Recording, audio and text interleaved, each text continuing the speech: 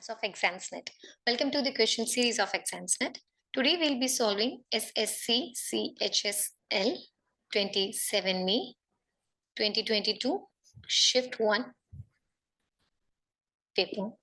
This paper is having about 100 questions. There are 4 sections and 25 questions will be from each sections, and those are English, mental ability, maths, GK.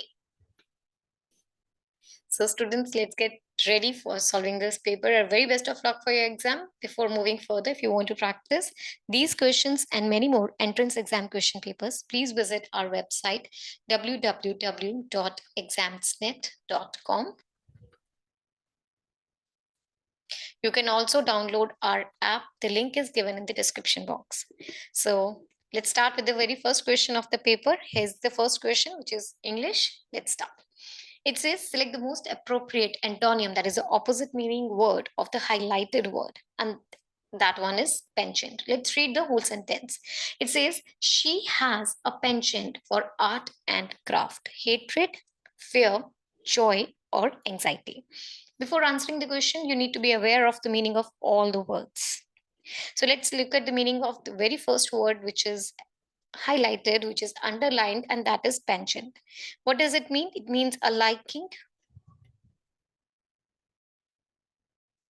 for or a habit of doing something.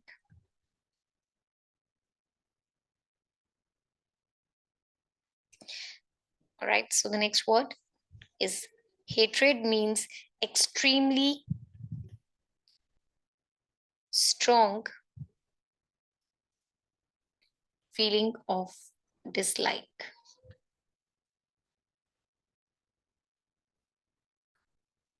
The next one, fear.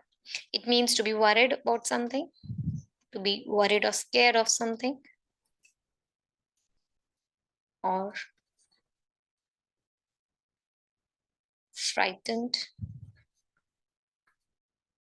of something bad to happen.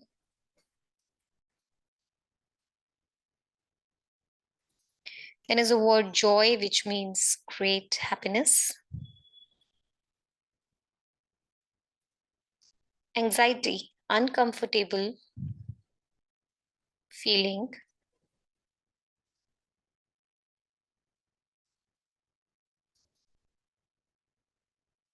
Uncomfortable feeling of worry or nervousness.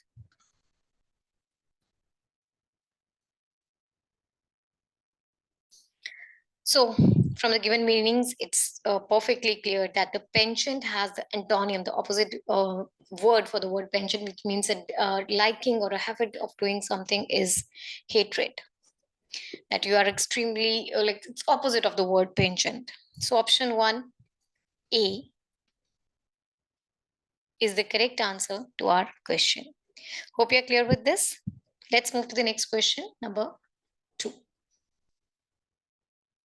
Select the correct harmonium for the given options to fill in the blank. Let's read the blank. The police returned to the dash of the crime, scene of the crime, zen of the crime, scene of the crime, or CENE, scene of the crime. So the given sentence is talking about that the police have returned to the place where the crime was committed. Therefore, the most appropriate word to be filled over here is, of course, it was a scene. The police returned to the scene of the crime. According to the context, scene is the correct word to be filled over here. Scene means a place where an unpleasant, over here, like, see, the whole sentence would mean a place where an unpleasant event has happened. That will be the place of an unpleasant event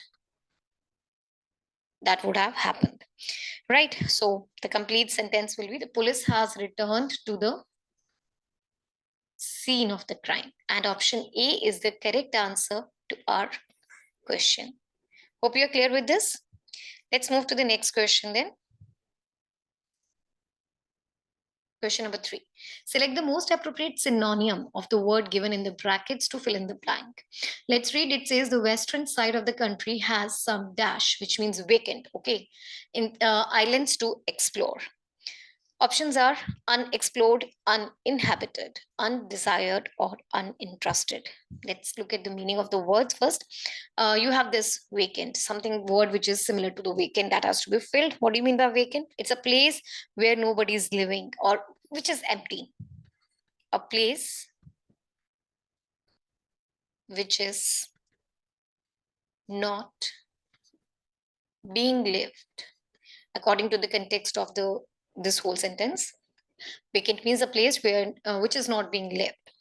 And of course, you have to find out the correct synonym of the word, which will be none other than inhabited. That means uninhabited means a place where there are no people, a place without people. This is the uninhabited. So this is, of course, the correct word that should be filled over here. Let's write down uninhabited is the correct word. So option B is the correct answer to our question.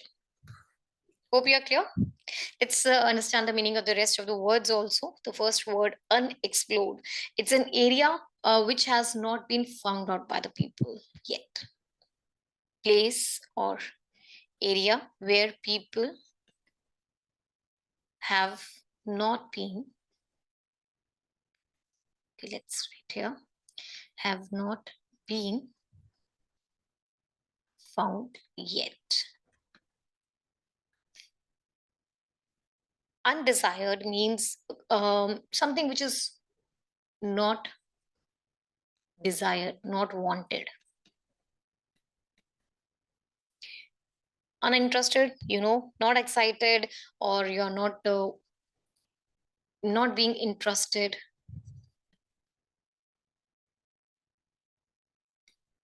or desired. So option B is the correct answer to this question. Let's move to the next question, number 4. You have to find out the incorrectly spelled word. Let's read the very first one. It is facilitation. This is wrong. The spellings of the facilitation are incorrect. The correct spellings are Facilitation. Facilitation. This means process of making something possible or easier. Process of making something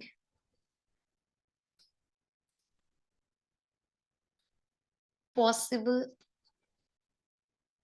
or easier. For example, the company focuses on the facilitation of tour and travel services. Therefore, this is a wrong, incorrectly spelled word. And then let's talk about the rest one of them. That's resplendent. It means, it is absolutely correct spellings. And the word means having a very bright or beautiful appearance. Having beautiful appearance.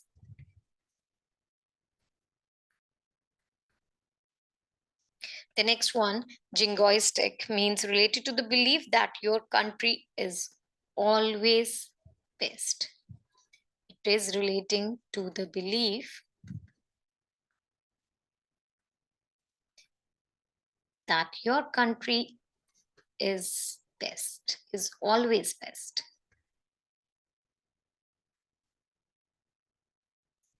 Let's go to the next one. That's segregation. It means to separate, like to keep one thing separate from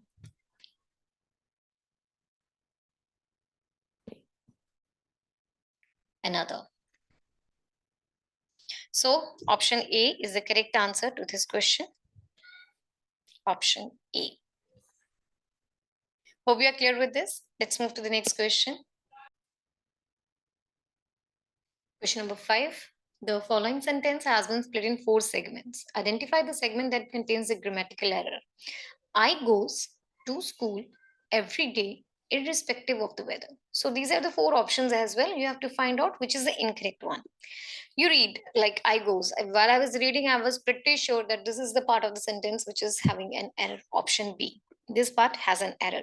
We can note that the subject of the sentence is I, which is the first person singular number.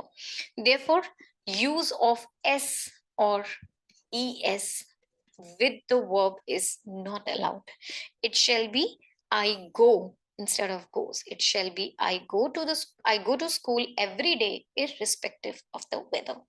Option B is the correct answer to the question because this is the part of the sentence which contains an error. Hope you are clear.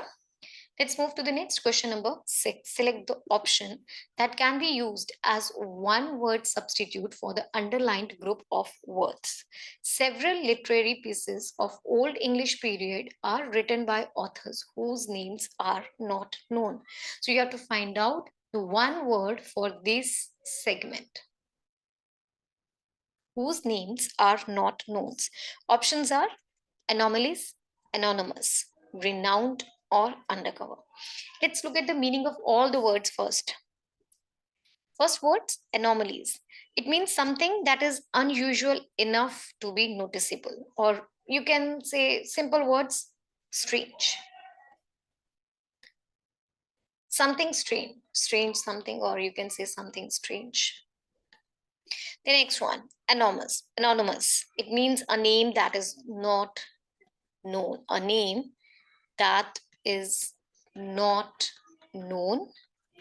The next one, renowned. It means state of being famous. Being famous. Undercover, working secretly with a false appearance. Working secretly with a false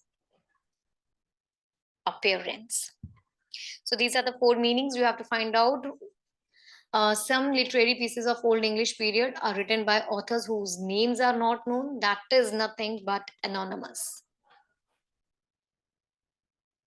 Right? Option B is the correct answer to our question. Hope you are clear with this. Let's move to the next question number 7.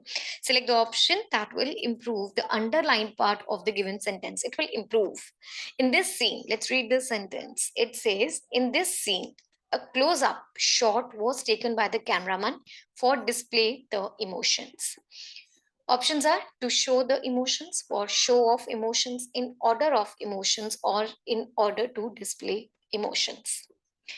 So if I'm reading this, for display the emotions, this is the erroneous part in the whole sentence. The structure of the given sentence is incorrect. According to the rules of grammar, the word for, the ing of the you can say after the word for, the ing form of verb shall be introduced. It should be for display the emotions. Like if I'm saying for displaying the emotions, right, verb should have an ing with it, but there are no options which has such thing.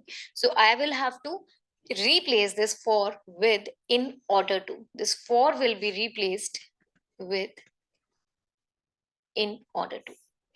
So in order to with will be used here with the display form of the verb, and it will be in this scene a close-up shot was taken by the cameraman in order to display the emotions. So option D is the correct answer to our question, and the whole sentence will be, let's write down. In this scene, a close-up shot was taken by the cameraman in order to display the emotions. Option D is the correct answer to our question.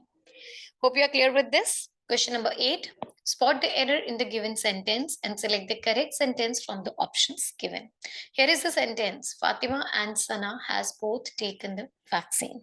There is some error in the given sentence. You have to find out what will be the correct sentence. A, B, C, D. There are 4 options given. So if I'm reading this, Fatima and Sana has, this has part of the sentence, this contains the error. We can note that there are 2 subjects over here, that is Fatima and Sana, and they are connected by this and. According to the rules of grammar, when 2 or more subjects are connected by and, then the verb will also be in the plural form. So the given sentence, we have to replace this has with have. So now the whole sentence will be Fatima and Sana have both taken the vaccine.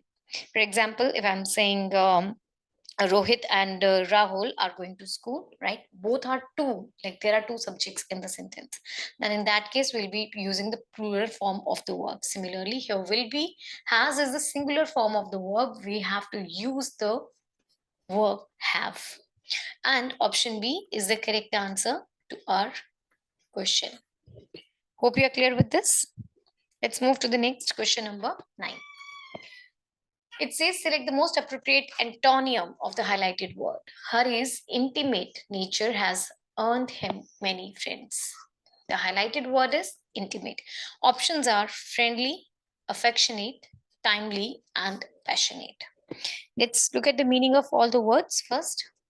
The given word for which we have to find out the antonym is the intimate word, and it means being close or a personal friend. Being close or a personal friend or having a close relationship. Next one is unfriendly. The word is unfriendly, which is, of course, meaning having an attitude which is not likable, having a non friendly attitude.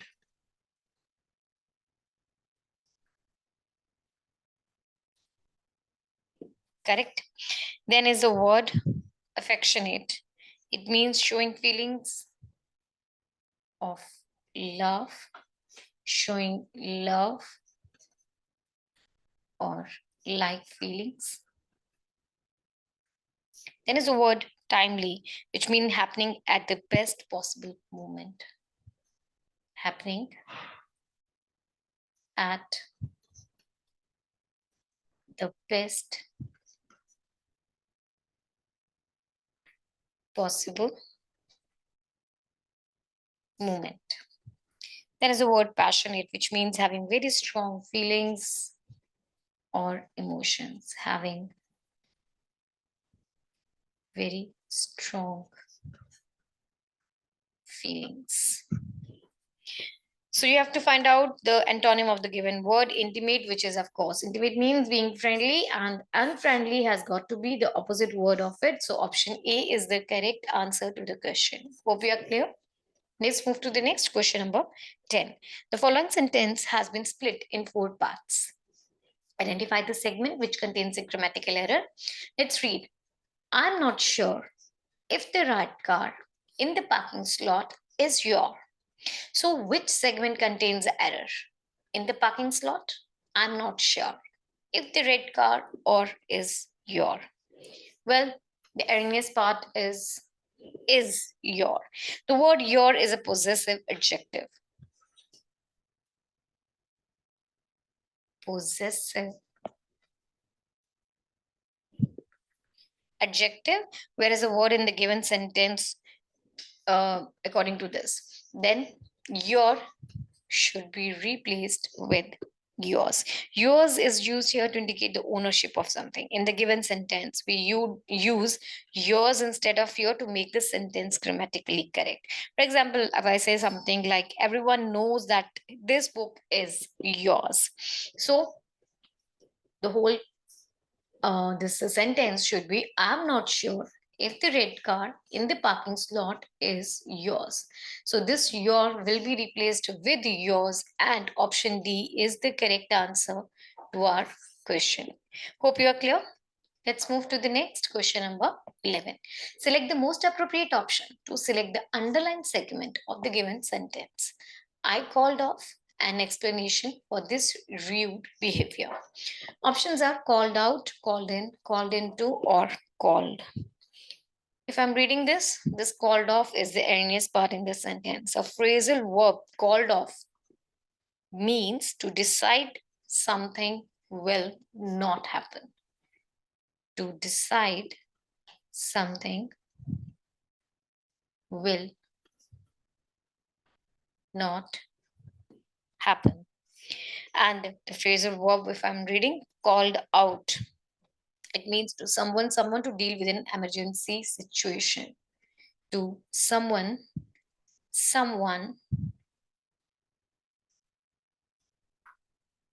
to deal with an emergency situation. Therefore, the use of called off in the sentence should be replaced by called out. This is the correct one to be filled in the sentence, and the whole sentence will be I called out an explanation for his rude behavior. So, option A is the correct answer to our question. Hope you are clear. Let's move to the next question number 12. Select the most appropriate meaning of the given idiom, and the idiom is donkey's years. Options are leisure time, bad time, long time, or good time. Well, looking at the meaning of the given idiom, the phrase donkey's years means years. See, we are talking about the years. That means it's taking a very long period of time. A very long period of time. For example, we say he has been preparing for his job examinations for donkey's years. So looking at that option C is the correct answer to our question. Hope you are clear. Next is question number 13. Select the most appropriate synonym of the given word, and the given word is disseminate. Options are implement, merge, circulate, or facilitate. If you look, first of all, okay, let's go with the meaning of the words. You have to find out the synonym of the word, that's disseminate. It means to spread out, or give out something, especially something like news, information, ideas, etc. Right? Let's look at the meaning of the word. So first word, implement, it means to put a plan into operation. To put a plan into operation. Then is a word merge, which means to combine things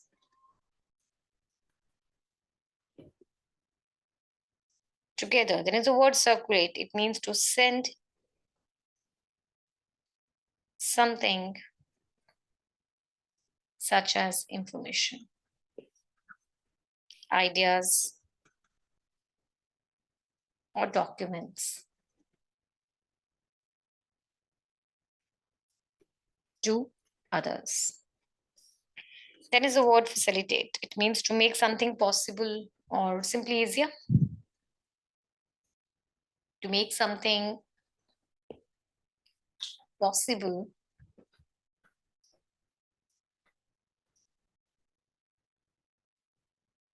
or easier. So you have to find out the synonym of the word disseminate, which means to spread out or give out something like news or something, which of course the synonym is option C, circulate. So this is our correct answer to the question. Hope you are clear with this. Let's move to the next question then. Question number 14. The following sentence has been split in 4 segments. Identify the segment that contains a grammatical error. Let's read. It says, my boss keeps telling me all the time that money doesn't grow on trees.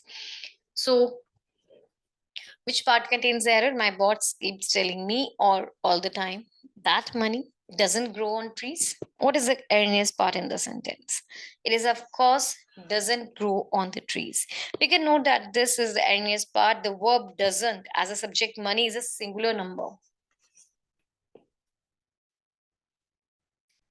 It's a singular number. Therefore, we have to use the word grow instead of grows. It shouldn't be grows. So in the given sentence, we have to use grow in place of grows to make it grammatically correct. And the whole sentence will be, my boss keeps telling me all the time that money doesn't grow on trees.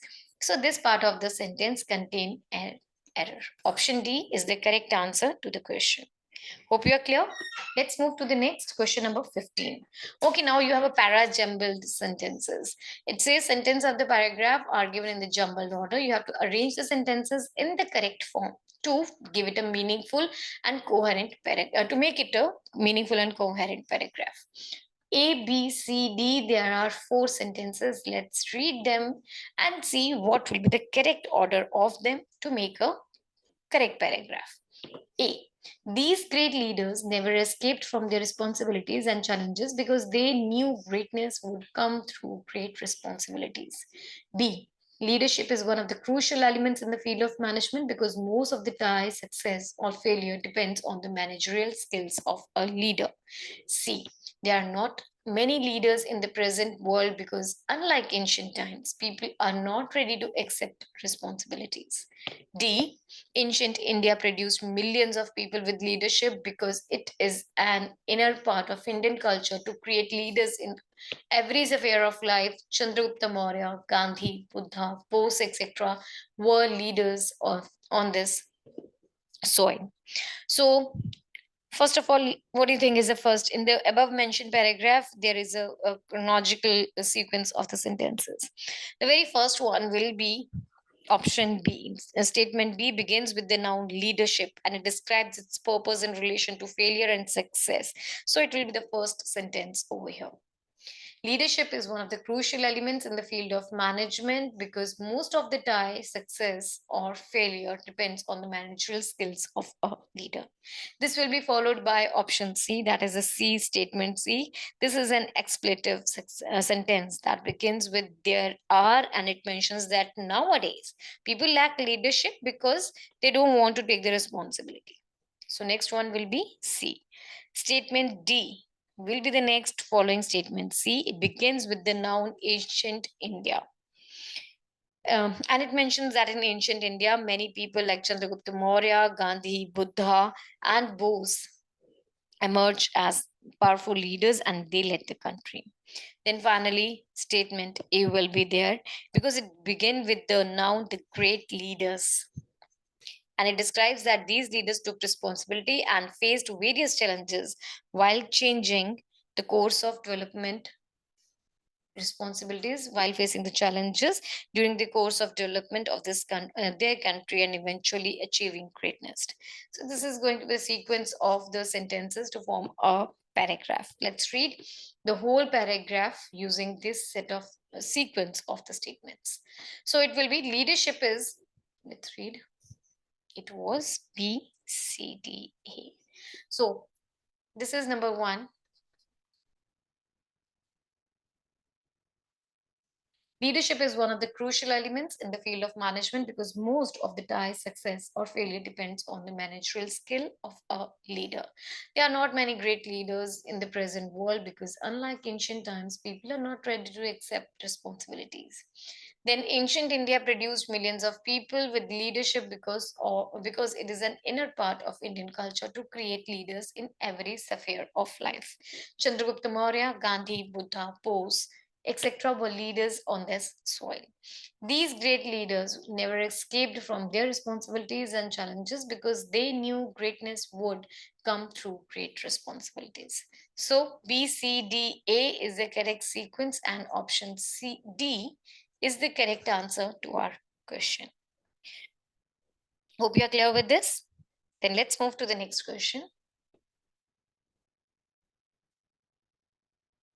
Question number 16. From among the words given in bold, select the incorrectly spelled word in the sentence. Okay, let's read. And more than the manguins, the waiting to be mugged, fearing the dark that transforms shoddy, innocuous side streets into giant fags, crouching, springing to demolish this one last reminder. Which is the like which one A, B, C, D is the has the incorrect spellings over here? Is it crouching? Well, the spellings of the crouching are absolutely correct. It means to bend your knees and lower yourself so that you are close to the ground and leaning forward slightly. To bend your knees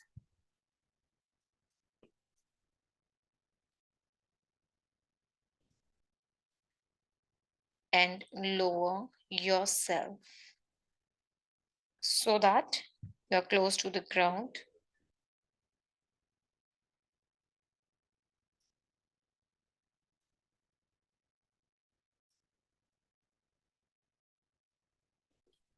and leaning forward slightly.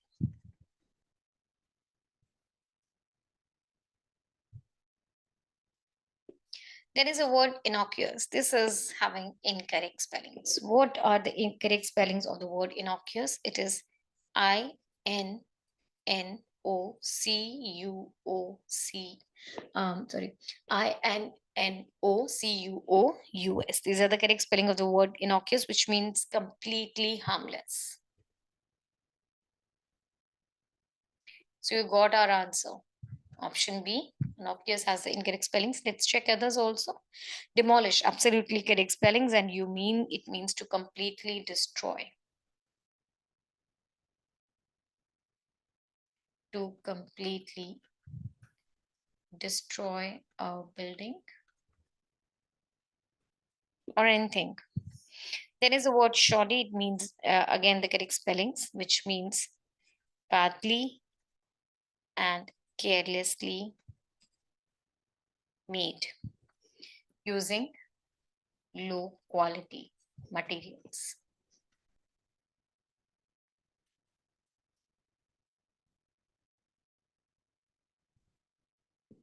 So option B is the correct answer to our question, because innocuous spellings are incorrect.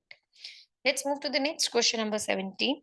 You have to select the most appropriate meaning of the given idiom, and it is go to the well. Options are to be strong, to obtain protection, to fail, or to start.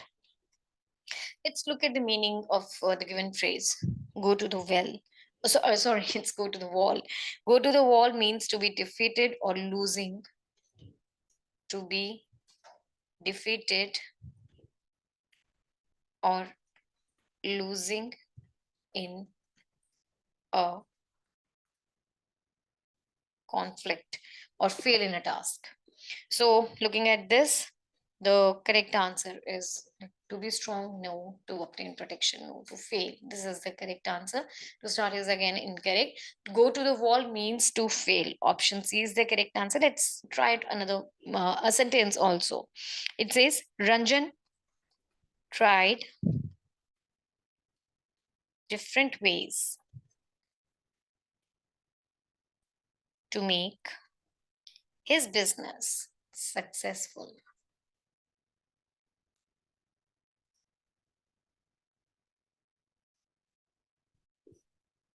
But eventually,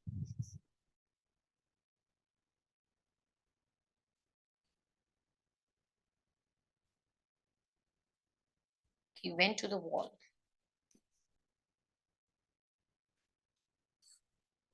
Option C is the correct answer to our question. Hope you are clear. Let's move to the next question, number 18 now. It says select the most appropriate synonym of the given word. That's ecstasy. Options are morning, bliss, fantasy, or appreciation. Let's look at the meaning. First word was ecstasy. It means a state of extreme happiness.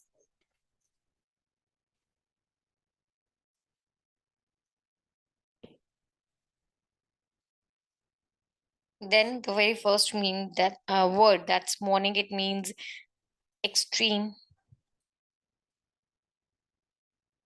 sadness, maybe because of someone's death, because of someone's death. Then is the word bliss, means complete happiness, blissful.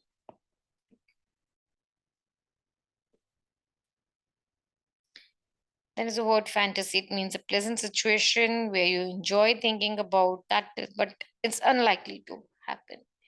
When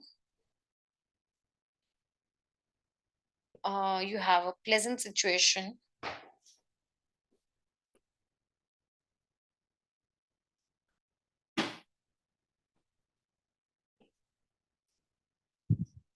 that you enjoy thinking about.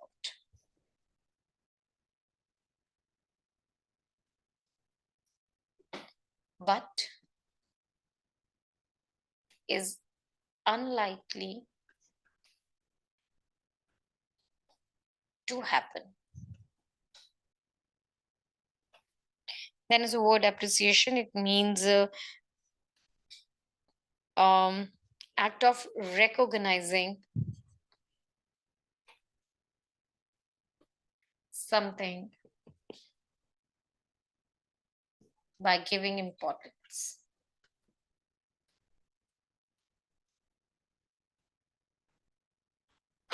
So option B is the correct answer to the question. Ecstasy, the synonym for the word ecstasy is bliss. Option B is the correct answer to our question. Hope you are clear with this. Let's move to the next question, number 19. Select the option that will improve the underlying part of the given sentence. I would like to thank you for your coming out tonight. Okay, so it should be for your coming out should be replaced by for comes out, for you came out, for coming out, for you will not come out. So what will be the correct answer? See, this is of course the erroneous part in the sentence for your coming out. The structure of the given sentence is incorrect. In the underlined part of the sentence, the use of possessive adjective your is not required with the word for. According to the rules of the grammar, for will be used with verb plus ing, and it's used to talk about the function or purpose of something. Therefore, the use of for your coming out is incorrect and it should be replaced with simply for coming out. So the whole sentence will be, I would like to thank you for coming out tonight. Option C is the correct answer to our question. Hope this is clear. Next is question number 20. Select the most appropriate option that can substitute the underlined segment of the given sentence. People was emptying out of the malls and roads. So it will be people was emptying out of, like this was emptying out of will be replaced with, like it is correct. First one it says it's correct, was emptying out of, or it will be was emptying off, or it will be was emptying off. I think they are the same ones. Okay, here was were and here was were. Okay, option B was were emptying off and C was emptying off, and D is were emptying out of. This if I'm reading this sentence segment was emptying out of, this is the erroneous part of this sentence. The structure of the given sentence is incorrect. In the given sentence, the noun people is plural, so we have to use the plural form of verb with it. Hence, was is incorrect and it will be replaced with were. People were emptying out of the malls and roads. So this option D is the correct answer to our question. Hope this is clear. Next is question number 21. So you are given this para. In this para, you have 5 blanks and next 5 questions are going to be from these 5 blanks which you have to fill. Each blank, each question will be there. Let's read out. In the following passage, some words have been deleted. You have to read the passage carefully and select the most appropriate option to fill in the blank. Personification gives dash qualities to non-living things or ideas. What it is it option A, supernatural, or B, divine, or animal, or human? In the context of the whole passage, the context of the concerned line is a definition of the figure of the speech, that's personification, as it gives human attributes to something that is non-human. According to the above mentioned point, the most appropriate word to fill over here is human. Personification gives human qualities to non-living things or ideas. If we read about the next one, like, the meaning of human, it means relating to people. Let's look at the meaning of other words also. First one is supernatural. That means things that can't be explained by science.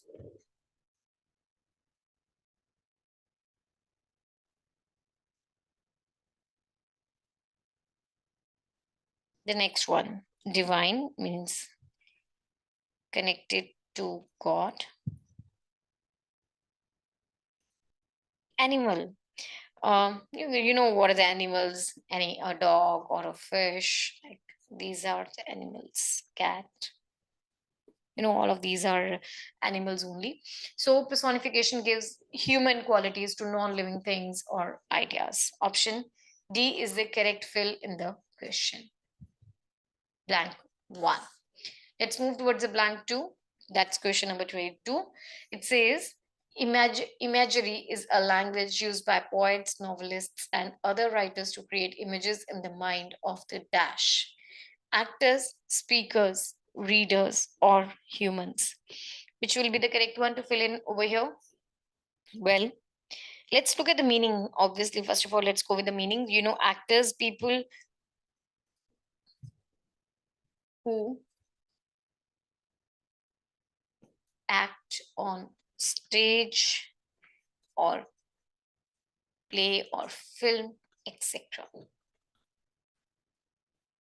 Then speakers, people who gives a speech at a public person who gives speech.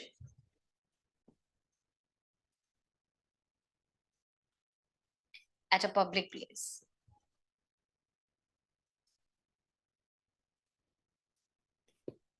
Then is the readers. Readers who read for pleasure.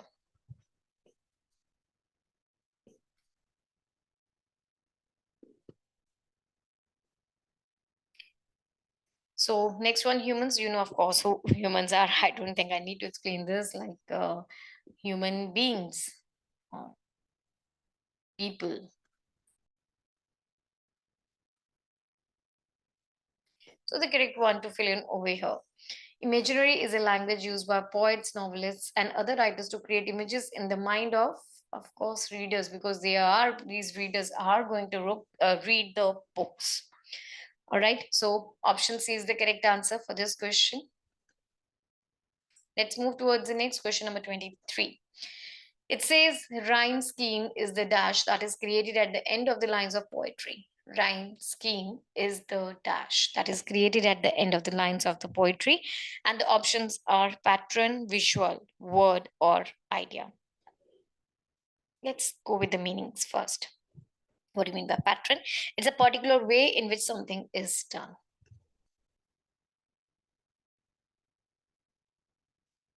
A particular way in which something is done. Then is the word visual, which means relating to picture or video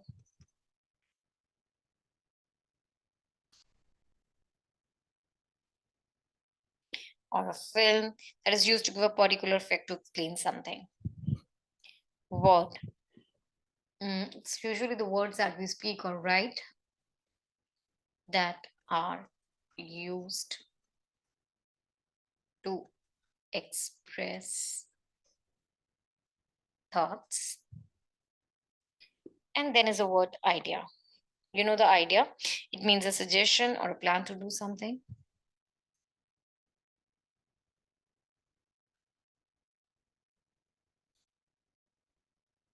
To do something. So what will come at the blank number 3? The rhyme scheme is the dash that is created at the end of the lines or poetry. It will be option A, pattern. Rhyme scheme is the pattern that is created at the end of lines of poetry. I hope you are clear with this. Option A is the correct answer to this question. Let's move to the next question, number 24. You have to fill in what will come at the blank number 4. Irony is defined as when dash meaning is completely. Options are actual, common, superficial, or intentional. Let's see the meaning. Actual means that is real or which is existing. The next one, common, it means same in a lot of places or for a lot of people. Same in a number of, or you can say for a number of people.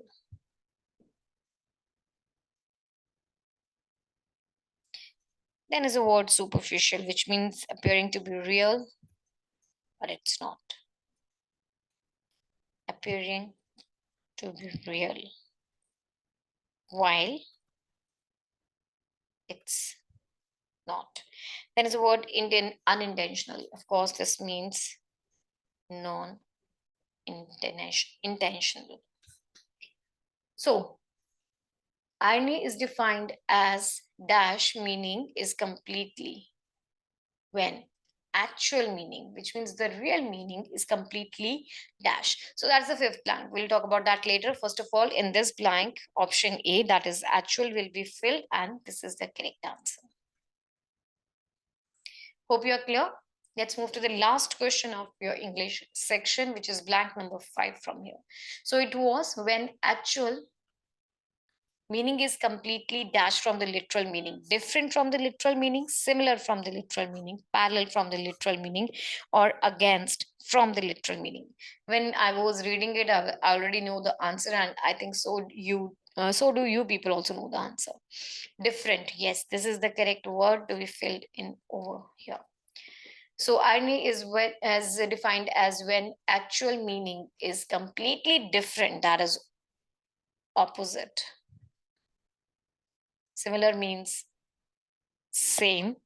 Parallel also, some like to some extent it means, actually it's a mathematical line, so you can also say this means the same.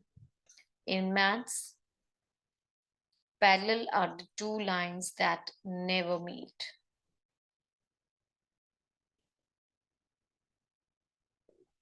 Then is a word against, which means disagreeing, disagreement over something.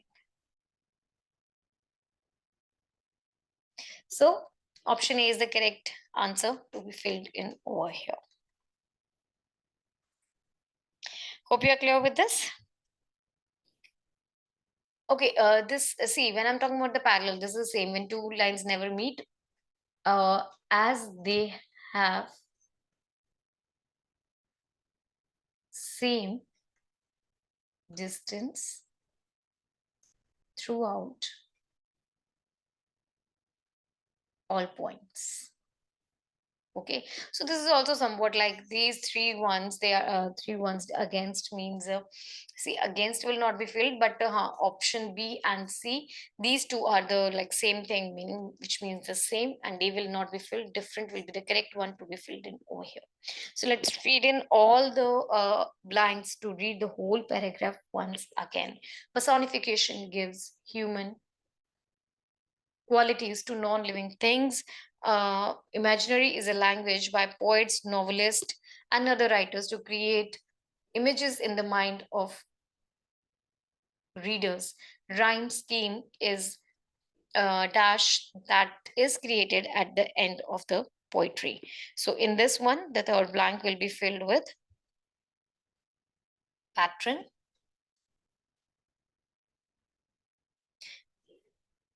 Irony is defined as actual meaning, and it's completely different from the literal meaning. So these are the 25 questions from the English section. This completes your English section. Hope you are clear with this. And if you have anything to if you want to practice all these questions and you have any doubts, you can rewind these videos and watch again, or you can also visit our website www.examsnet.com. You can also download our app. The link is given in the description box. So we are done with the English questions. Let's move to the next section of this paper. Question number 26. Select the figure that will replace the question mark in the following figures. So here's the question mark. These are the 4 figures which are given. You have to find out what will come in the place of question mark. There's a particular pattern in the shift of, in the change of all these figures. You have to identify that pattern and then tell what will come at the place of the question mark. So what the logic is, first thing, look at the direction of the arrows. According to the direction of arrows, they are changing from clockwise to anti-clockwise and from anti-clockwise to clockwise. See, first of all, they were moving clockwise direction, and then they had the anti-clockwise shift, then clockwise, then anti-clockwise. Looking at the same thing, next question mark figure will have their movement in the clockwise direction. Okay. Second thing, what it is, the number of arrows is increasing by 1 in each step. Number of arrows is increasing by 1. in each step. So that means over here we had one arrow, in this we had two arrows, three arrows, four arrows. So in this figure we will have five arrows. They in the movement, this will be in clockwise movement. Okay, so five arrows in clockwise movement will be there. Let's see which figure matches with this one. Okay, this figure, this is having anti-clockwise movement, so it is not correct. In this figure, all the arrows are connected to each other, so this is also incorrect. Okay, this C figure is absolutely correct one. This is having five arrows which are moving in clockwise direction. Clockwise direction they are moving. So this is correct. In this, there are two arrows. They are moving in the anti-clockwise direction. Incorrect one. So option C is the correct answer to our question. Hope you are clear with this. Let's move to the next question, number 27. Which letter cluster will replace the question mark to complete the given series? So these are the letters. You have to identify what will come at the question mark to complete the series. In this question, we'll be making the use of the alphabetical place value table. This table is really important because you will have a number of questions based on this. Like there's a high probability you will have a number of questions based on that. I'll make the table once. So please note down. First of all, I'll start with A, B, C, D, E, F, G, H, I, J, K, L, M, N, O, P, Q, R, S, T, U, V, W, X, Y, and Z. This is number 1, 2, 3, 4, 5, 6, 7, 8, 9, 10, 11, 12, 13, 14, 15, 16, 17, 18, 19, 20, 21, 22, 23, 24, 25, and 26. So these are the alphabets and these are their place values. Correct. Now let's identify the pattern. The first letter cluster was C, F, J, K. C is at number 3, F is at 6, J is at 10, and K at 11. From there, it is shifting to J, M, Q, R. J, M, Q, R. Let's see the positions of them. J is at 10, M is 13, Q is at 17, 18. Okay, so to move from 3 to 10, plus 7 over here, plus 7, plus 7, plus 7. So what do you think the logic over here is? We are having a plus 7 pattern. Okay.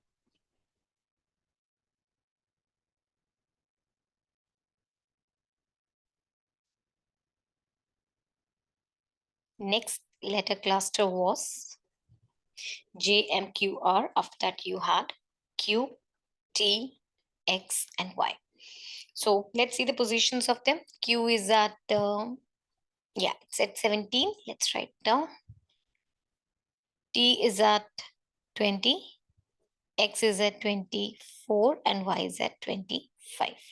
Okay, so to move from 10 to 17, plus 7, a plus 7 over here, a plus 7 over here, and a plus 7 over here. The same logic is being followed, plus 7, plus 7, plus 7, and plus 7. So that means next is the question mark. That means to get the positions of this letter cluster, again, you have to add a 7 to them. 17 plus 7, that is equal to 24. 24 is the position of X. 20 plus 7, that gives you 27. That means ultimately you're moving to first position, right? 26, after 26 you have 1. 1 position is held by alphabet A. 24 plus 7, that means 25, 26, and then 5 places ahead. So here will be number 5. Number 5 is the position of E alphabet. 25 plus 7, this gives you 6, because 26 after that 6 places ahead gives you 6 position, and 6 position is held by alphabet F. Just a minute. So here it is. XAEF.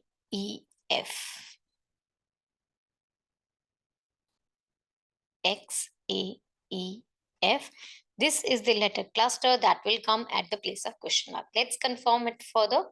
Let's add 7 more to them. Right? So 24 plus 7, it becomes, that means 25, 26, then 5 places ahead. Here will be alphabet E. Next is 1 plus 7 gives you 8. 8 position is held by alphabet H. 5 plus 5 plus 7 gives you 12. 12 is the position of L. And 6 plus 7 gives you 13. This one is M alphabet. E, H, L, M. Yes, this is the one. That means we have done it correct. The correct letter cluster was X, A, E, F. That is option B. So this is your answer. Hope you're clear with this.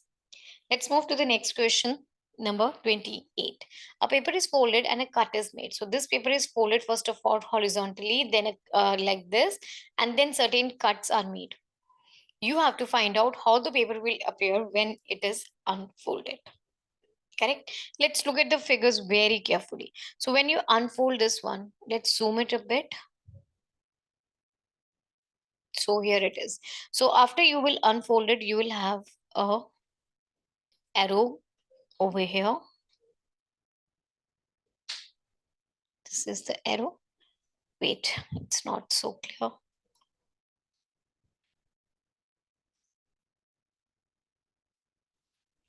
So let's make it again. Yeah. So you will have an arrow like this over here. And over here, you will have the arrows in this shape.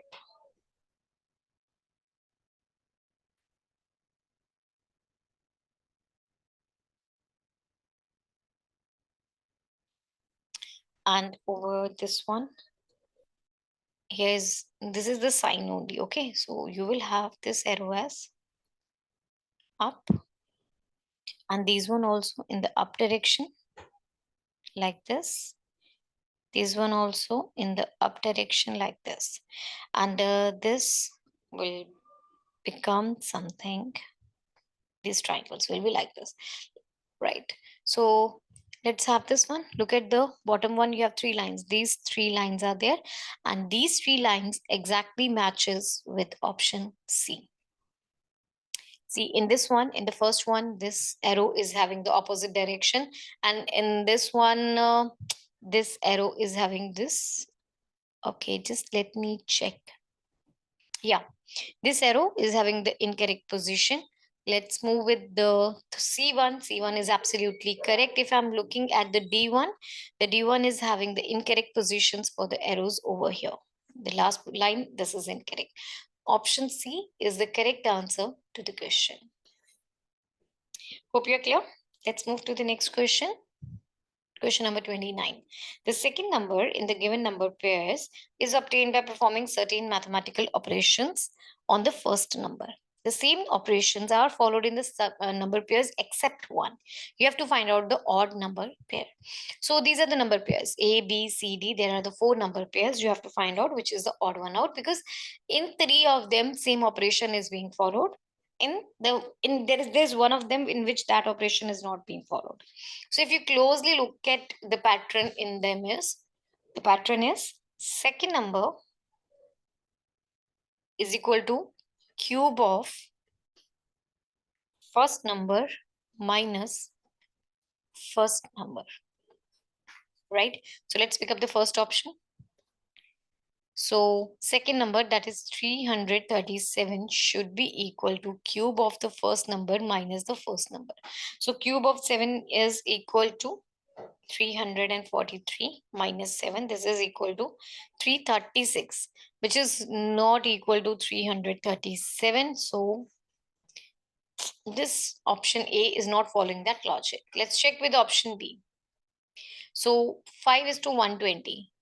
5 cube minus 5, that is 125 minus 5. This gives you 120.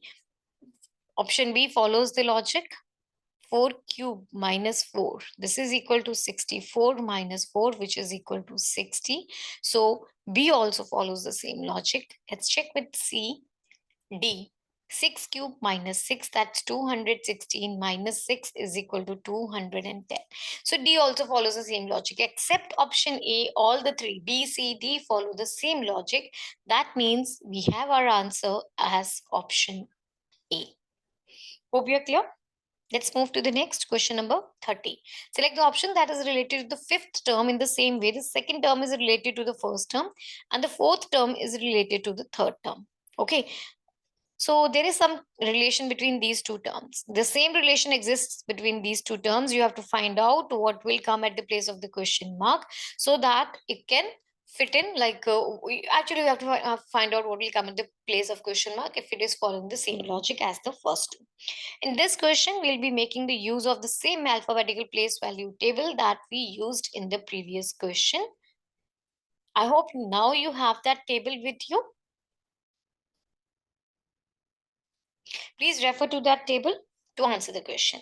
So first was absent. A, B, S, E, N, T.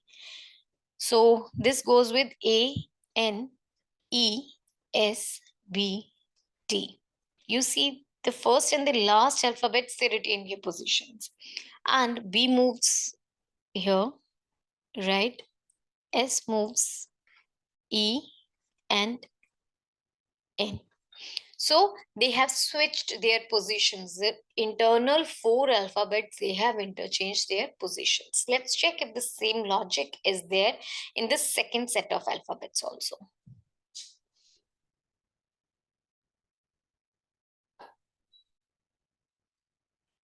So here's notify and it is mapped to N, F, I, T, O, Y. So Y and N, they are at the same positions. O has shifted, then T, then I, and then O. F, sorry. So same logic in both of these cases, right? Let's find out what will come for the launch. What will be the coded language for the launch?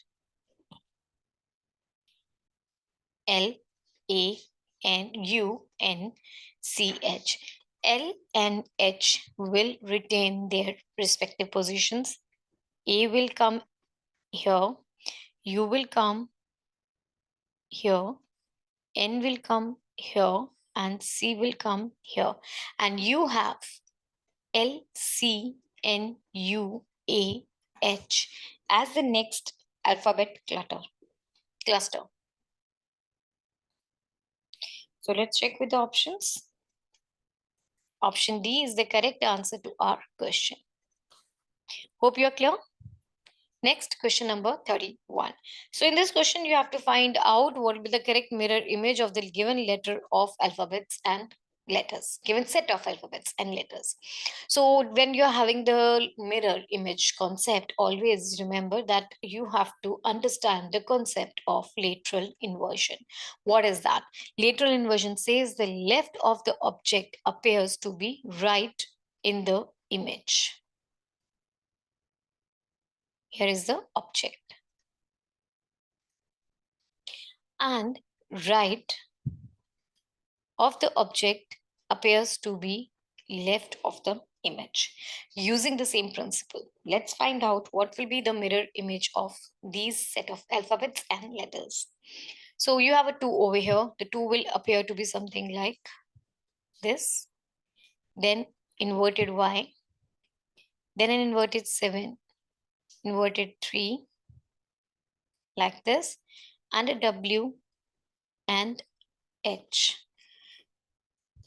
This particular pattern of alphabets and letter, or you can say the image of this particular set of alphabets and letters matches with option D. So the answer to our question is option D. Hope you're clear. Next is question number 32. The second number in the given number of performing certain mathematical operations on the first number. The same operations are followed in all the pairs except one. You have to find out the odd number pair. Okay, so there is A, B, C, D. There are 4 options given. Let's check out what logic is followed in the question. When you will study the question thoroughly, you will find out that the second number is first number square minus 2 into first number. Okay, so let's check option A. First number square, that is 47 square minus 2 into 47. 47 square is 2209 minus 94. This gives you 2115, which is not equal to 2116, which was your second number. So option A does not follow our logic. Let's check with option B. So 53 square minus 2 into 53. 53 square is equal to 2809 minus 106, which is equal to 2703, which is equal to our second number, that is 2703. So it is following our logic. Let's check C. 24 square minus 2 into 24. So 24 square is 576 minus 48. This is equal to 528. So yes, this is correct. Option C is the correct answer. Let's check option D. 68 square minus 2 into 68. What is 68 square equal to? This is 4624 minus 136, which is equal to 4488. See, the second number is there. So that means B, C, and D, they are following the logic that we discussed. Only option A is not following the logic, and hence this is our correct answer. Hope you are clear. Next, question number 33. In a certain code language, basket is coded as this, box is coded as this. How will cover be coded in that language? So in this question, we'll be using the same alphabetical place value table. Okay, so let's check out what option, what logic is being followed. First of all, basket is coded as this set of numbers. Basket. Let's write down the positional values. BZ2, AZ1, S19, K is at 11, E is at 5, and T is at 20. So simply, I think we are having this. So 2, 1, 19, 11, 5, 20, which is the same code as this given one. Let's check out with box also. BOX. B is at position 2, O is at 15, and X is at 24. So this makes 21524. 21524. So we got our logic. That means this is simply the positional values of the alphabets. Code is simply the positional value of alphabets. So let's write down for cover. Cover, C is at 3 position, O is at 15, V is at 22, E is at 5, R is at 18.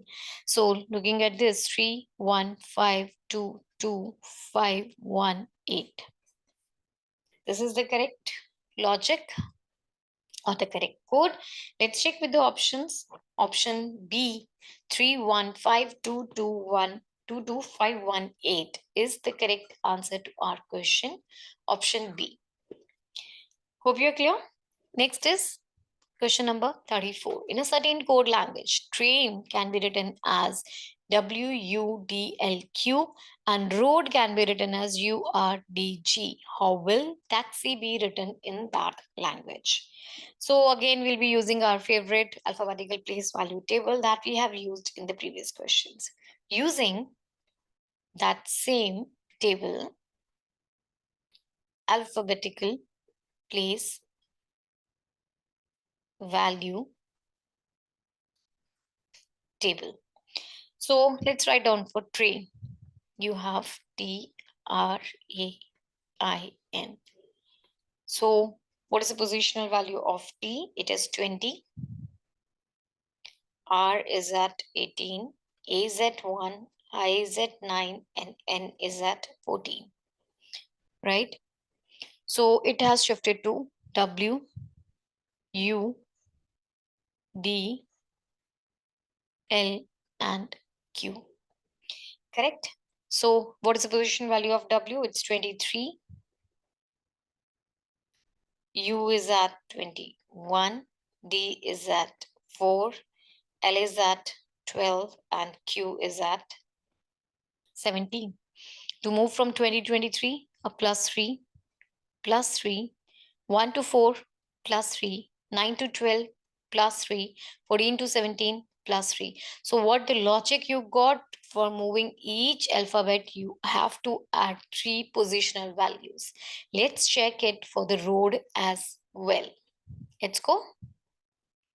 So here is road R, O, A, D.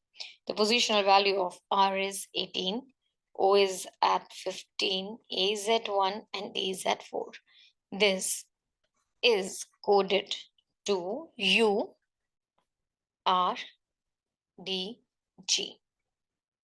Correct. So U, the positional value of U is, okay, it is 21. R is at 18. D is at 4 and G is at 7. So again the same thing. Plus 3, plus 3, plus 3, plus 3. Therefore, we got the logic. That means for moving, this is correct. We were thinking about the plus 3 logic. That was absolutely correct. Now it's very easy to find out the code for taxi. Let's go for the taxi's code. That is TAXI. T's positional value is 20, A is at 1, X is at 24, and I is at 9. Let's move. Plus 3, plus 3, plus 3, and plus 3. Right? So 20 plus 3 gives you 23. 23 position is held by W. 1 plus 3 gives you 4, which is position of D. 24 plus 3, that's 25, 26. And after that, you have number 1, which is position of A. 9 plus 3 gives you 12. That is the position of alphabet L. So W, D, A, L will be the code for taxi. Let's check. Option A is the correct answer to our question. Hope you're clear. Let's move to the next question. Question number 35. The second number in the given number pairs is obtained by performing certain mathematical operations on the first number. The same operations are followed in all number pairs except one. You have to find out the odd number pair. So these are the number pairs. Here's the 4 number pairs. You have to find out which is the odd one out. Right? So what is the pattern in this question that is being followed? You just have to get that. So if I'm looking at this pattern, it is that second number is equal to 4 into first number minus first number divided by 2. Let's check with option A. So first number 4 into first number minus first number divided by 2. 4 into 48, this gives you, okay, let's do the multiplication here. So this is 192 minus 24. That gives you 168. Yes, the second number is 168. So A is following our logic. Let's check with B. So in B, 4 into first number, that is 52, minus 52 divided by 2. 4 into 52, that's equal to 208 minus 26, which is equal to 182.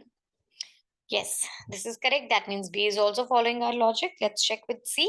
26. So 4 into 26 minus 26 divided by 2. 4 into 26, that gives you 104 minus 13, that is equal to 91. Yes, this is also correct. Let's check. We have only option D left. So D is 4 into 34 minus 34 divided by 2. So 4 into 34 is 136 minus 34 divided by 2 gives you 17, which is equal to 119, but we have 118 over here. These do not match. Therefore, we got the odd one out pair, which is option D. So this option D is the correct answer to our question. Hope you are clear. Let's move to the next question then. Question number 36. If 1 March 2012 was Thursday, then what was the day of the week on 1st February 2016? To answer the question, you must understand one simple logic. First, if an ordinary year, if an ordinary year come immediately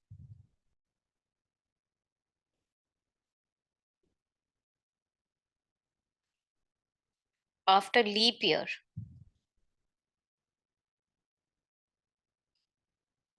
after leap year, then the day on a certain date of ordinary year will be one day ahead of the same date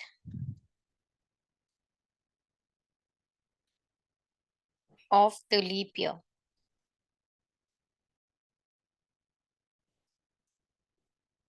From March to December. That means, therefore, see, 1 March 2012. 2012 was a leap year. 2013 is the immediate next year of it. So therefore, 1 March 2013 will be the next day. That will be Friday, because it was Thursday. So Thursday's next day is Friday. Next, year's 1st March. That's 1 March 2014 will be Saturday. Next year, 1 March 2015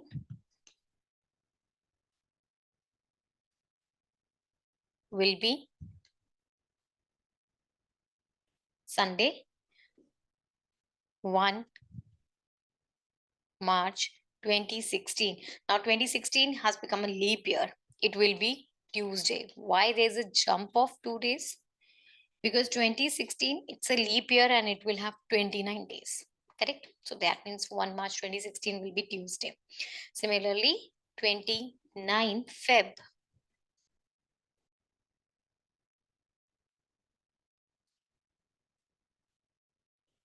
2016.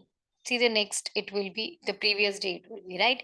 So previous day of 1 March 2016, that was Tuesday. Previous day will be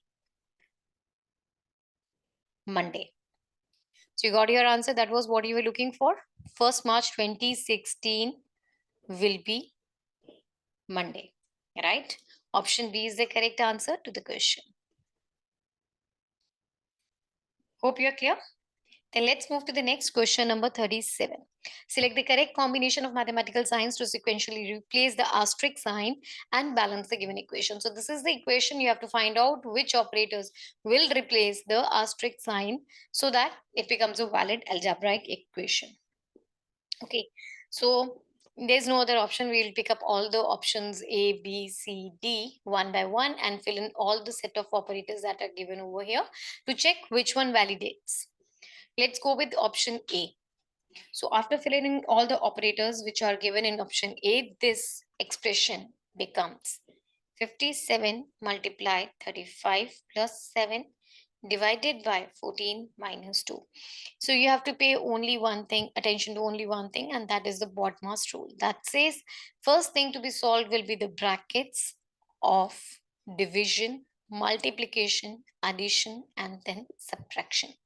So very first thing to solve is 7 divided by 14, which is 57 multiplied by 35 plus 0.5 minus 2.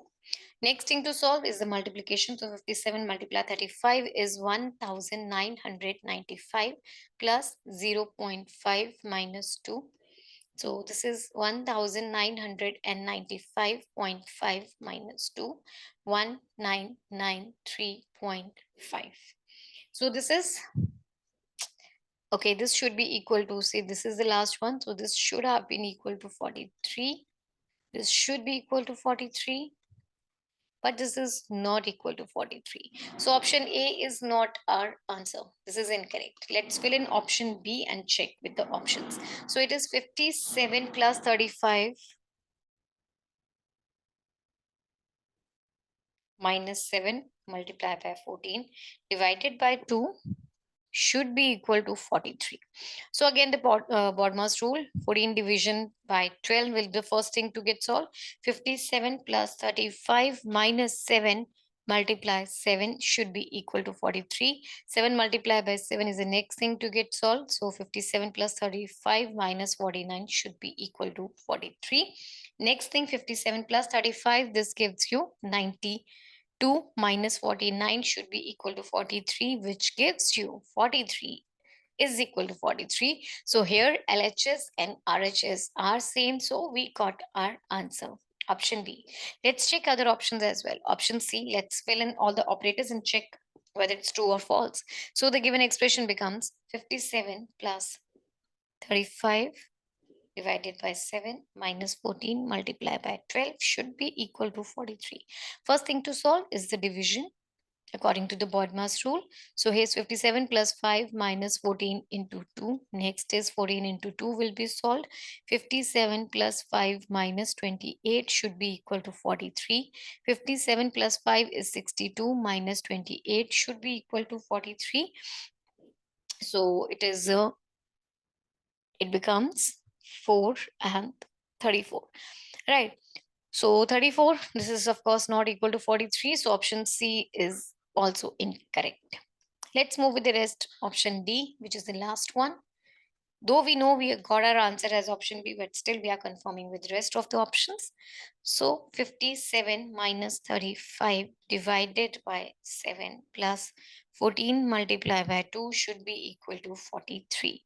So first thing, division.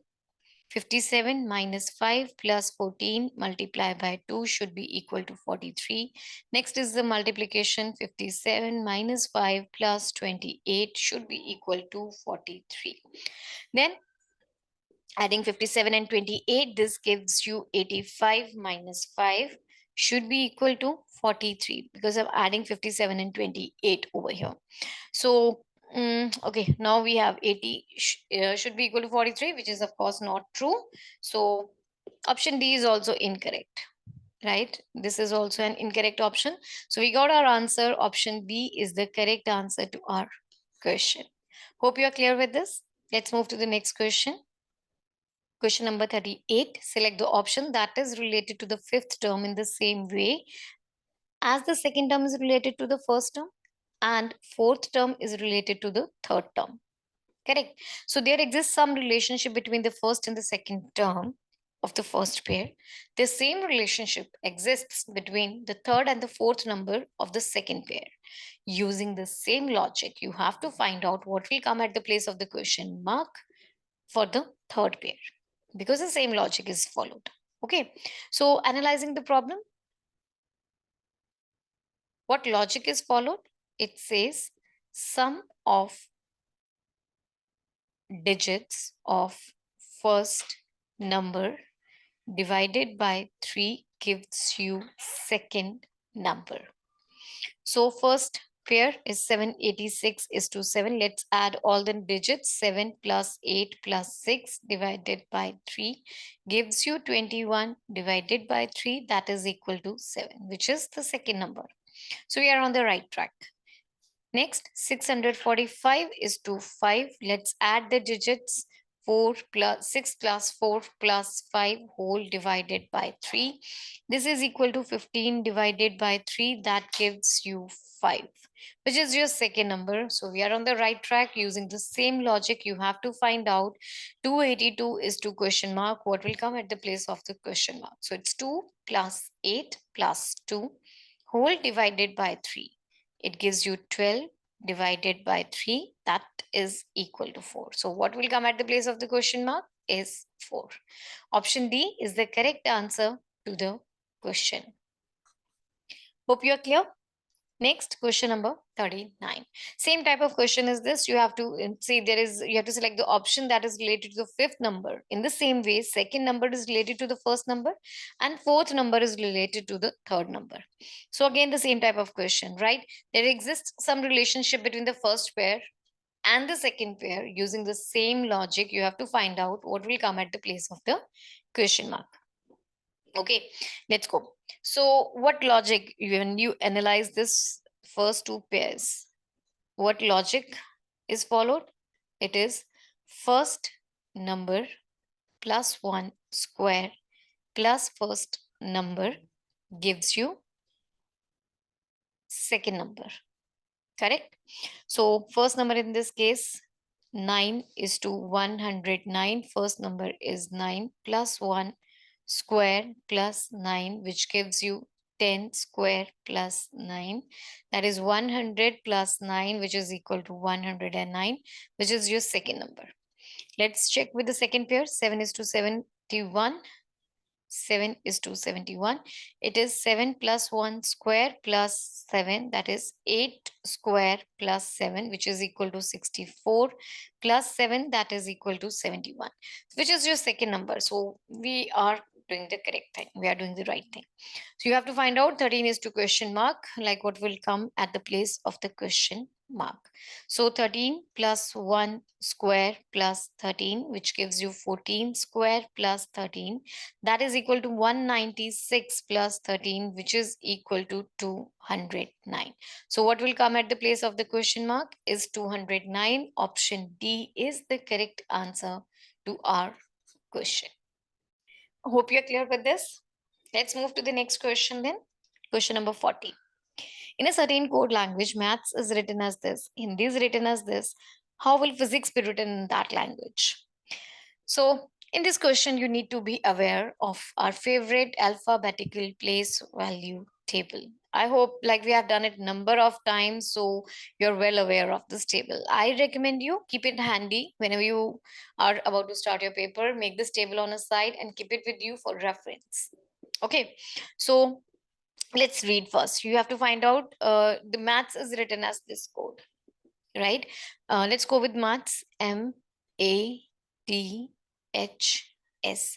M is at position 3, A is at 1, T is at 20, H is at 8, and S 19. So the code for this C13, okay. So whenever you have a consonant, it retains its position number, right? See, 19, 8, 20, right? 20, 19, 8, and 20. And 13 in the starting. But you have a 3 over here, right? Over here. So that means whenever you are having a vowel, its position number will be multiplied by 3. So 1 into 3 is 3. That is here. So the code becomes 1332089. Let's use the same logic to confirm whether Hindi is written as this. Okay. So let's write down Hindi.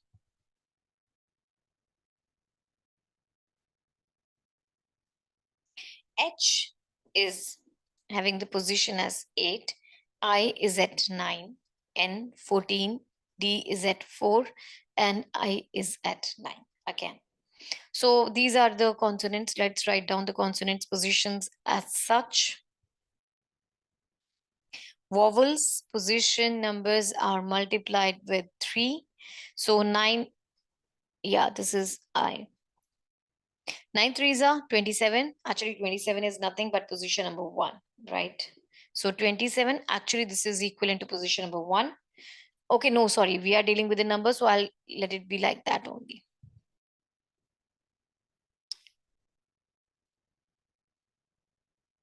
27, 9 threes are 27. So the code becomes 827144427. Let's check.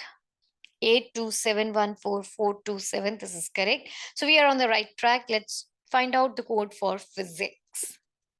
PHYSICS. So let's write down the first of all the position numbers of all these alphabets. P is at 16. H is at 8. Y is at 25. S 19. I is at 9. C is at 3 and S is at 19. So first of all, let's write down the consonants, position numbers.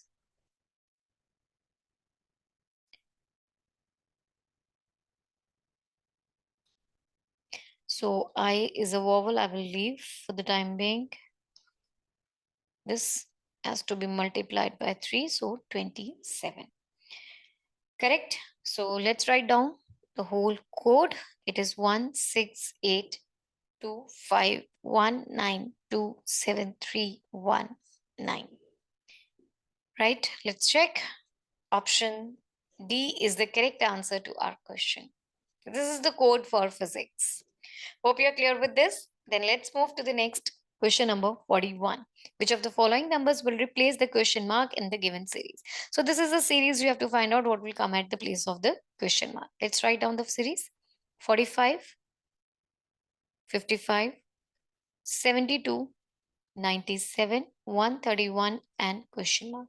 To move from 45 to 55, you have to add a 10. 55 to 71, you have to add 17. 72 to 97 plus 25. 97 to 131, you have to add 34. And over here, I don't know, I have to find out. Okay, see, from moving to 10 to 17, this is simply a plus 7. Here is plus 8. Here is plus 9. So that means here you will have plus 10. Correct. 34 plus 10 gives you 44. 131 plus 44, it gives 175. So this 175 is the number which will come at the place of question mark, and option C is the correct answer to our question. Hope you're clear. Let's move to the next question, number 42. Select the option that is related to the fourth term. Okay, now we are again having the same type of question. In the same way, first term is related to the second term and fifth term is related to the sixth term. Correct. So there exists some relationship between these two numbers. The same relationship exists between these two numbers using the same logic. You have to find out what will come at the place of question mark. Okay. So let's understand the logic. Simple. See, 512 is nothing but the square of 8, and 5832 is nothing but, sorry, not the square, it's a cube of 8, and 5832 is the cube of 18. Logic. First number cube gives you second number. Correct? So 8 is to 512. 8 cube is equal to 512. That's correct. 18 is to 5832. 18 cube. This is equal to 5832. That's correct. So you have to find out what will come here. So question mark is to 1728. So you have to find out one such number whose cube is 1728, or you can say question mark will be cube root of 1728, which is nothing but 12. So question mark is equal to 12 and option C is the correct answer to our question. Hope you are clear. Let's move to the next question, number 43. Select the Venn diagram that best illustrates the relationship between the classes: hand, feet, chin. These are all the body parts, right? Hand, feet, chin. These are the three different body parts, but there is no relationship between them. So let this be the universal set, which is body in this case. So here is the hand. This class represents feet, and this class represents chin. There is no relationship between them. So option D is the correct answer to this question. Hope you're clear. Let's move to the next question. Question number 44. Select the option that best represents the letters that sequentially placed from left to right in the blanks will complete the letter series. So you have to find out which option A, B, C, D, when filled in the blanks given over here, will make a pattern. Okay, we have no other option, then we will try all the options one by one. Correct. Let's fill in the first one. So it is M, N, M, M, N, N, O, M, N, M, M, N, N, O, M, N, M, M, N, N, O. They are forming a pattern. M, N, M, M, N, N, O. All the three are the same. All right. Let's check with the second one. M, N, O, M, N, N, O. Next, M, N, M, M, N, N, O. Next, M, N, M, M, N, N, O. No pattern is followed in the second one. This is not correct. Let's check with the third one. It is M, N, M, M, N, N, O, M, O, M, M, N, N, O, M, N, M, M, N, N, O. This is different, right? So again, forming no logic. Let's try the last one. It is M, N, M, M, N, N, O, M, N, M, M, N, N, O. Last, M, O, M, M, O, N, O. Last one is different. So no pattern here also. But yes, option A, this is forming a pattern. So this is our answer. Right? Hope you're clear. Let's move to the next. Okay, you have to find out next question number 45. You have to find out the correct mirror image of the combination of the letters and alphabets where M, N is at the mirror position. We already did one such question. In that, we already discussed that you have to follow the principle of lateral inversion. You have to keep the lateral inversion concept in your mind to answer such questions, right? What is the lateral inversion? It says for the object and the image. The left appears to be right of the image and the right of the object appears to be the left of the image. Using this pattern, UMBRELLA, how will this be written as? So it will be an inverted A, inverted L, inverted L, inverted E, inverted R. B will appear to be D and inverted M, like this, and a U. So this arrangement of letters exactly matches with option B. So this is our correct answer to the question. Hope you're clear. Next question number 46. Which two numbers from amongst the given options should be interchanged to make the given equation correct? Okay, so there are 4 options given. We have no other choice, then we have to try out each and every option one by one, right? So let's go. One thing you have to keep in mind is your BODMAS rule, that is brackets of division, multiplication, addition, and subtraction have to be kept in mind. So in option A, you have to interchange 6 and 16. So here is 6, here is 16. You have to interchange them. Let's look what the equation will become after interchanging them. So A option, this is 15 minus 4 plus 6 and 16 will be interchanged. So it will be 8 multiply 16 divided by 6 plus 9 multiply 3 minus 7 should be equal to 31.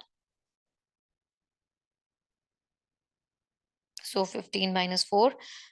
Since these are the brackets, so first thing to be solved is 18 multiply 16. 8 multiply 16. That gives you 128 divided by 6 plus 9 multiply 3 minus 7 should give you 131. So next thing to go is division. 128 divided by 6.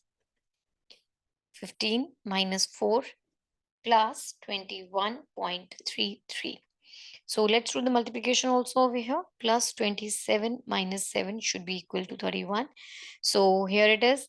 You will be adding 15 plus 21.33 plus 27 minus 4 minus 7 should be equal to 31. Right? So after adding them, you have 36.33 plus 27 minus 11 should be equal to 31. So here is 63.33 minus 11 should be equal to 31. So here is 52.33 should be equal to 31, but this is not true, right? So this is not our answer. Let's check with B. So after filling in all the operators, okay, sorry, not the operators. We have to interchange 4 and 6, right, in this case. So let's interchange this 4 and 6 now. So the whole equation will become 15 minus 4 plus 8 multiply 6 divided by 16 plus 9 multiply 3 minus 7 should be equal to 31. So first thing to go is solving the brackets.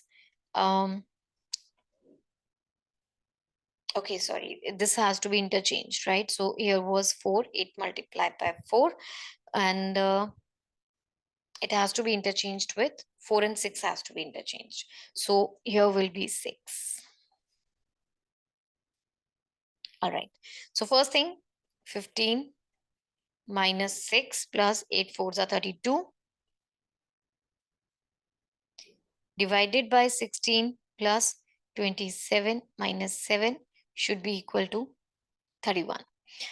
Right? So now it will be 15 minus 6 plus 2 plus 20 should be equal to 31, which makes it 15 plus 2, 17. 17 plus 20 gives you 37. Minus 6 should be equal to 31, which gives you 31 should be equal to 31. So LHS and RHS match. Option B is correct. This is correct. Let's check with the C and D also. 8 and 16. Next, you have to interchange 8 and 16. After interchanging, this equation will become 15 minus 4 plus 16 multiply 6 divided by 8 multiply, this is plus 9. 8 plus 9 multiply 3 minus 7 should be equal to 31. First of all, multiply 16 and 6. 15 minus 4 plus 96 divided by 8 plus 9 multiply 3 minus 7 should be equal to 31. Next is division of 96 and 8. 15 minus 4 plus 12 plus 9 into 3 minus 7 should be equal to 31. Next is the multiplication. So 15 minus 4 plus 12 plus 27 minus 7 should be equal to 31. Right, let's do this. So 15 plus 12, 27, 27 plus 27 gives you 54 minus 11. This should be equal to 31, but this gives you 43. 43 is not equal to 31. So this is incorrect, right? Option B is not correct. Let's go with C, D. So after filling in all the operators, interchanging, sorry, you have to interchange 4 and 3 in this case.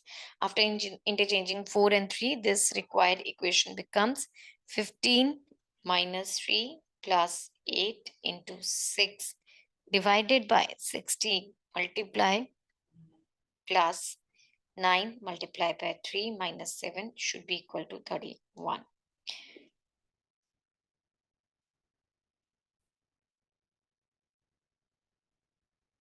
So this will be 15 minus 3 plus 48 divided by 16 plus 9 multiplied by 3 minus 7 should be equal to 31.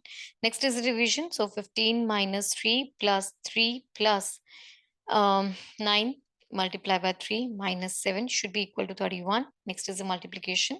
15 minus 3 plus 3 plus 27 minus 7 should be equal to 31. So this gives me 15 plus 3 plus 27 minus 3 minus 7 should be equal to 31. 15 plus 3 plus 27 gives you this is going to give me 45 minus 11 should be equal to 31, which is equal to 34.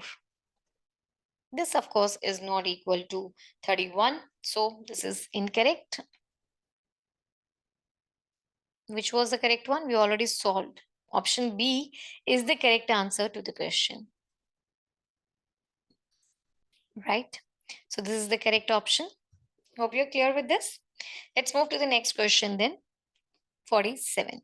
If 20 Feb 2013 was Wednesday, then what was the day of the week on 20 Feb 2016? 28 Feb 2016. So you need to understand one thing in this question. In any two consecutive ordinary years, the date of the next year will be one day ahead of the same day of the previous year. Please note, in any two consecutive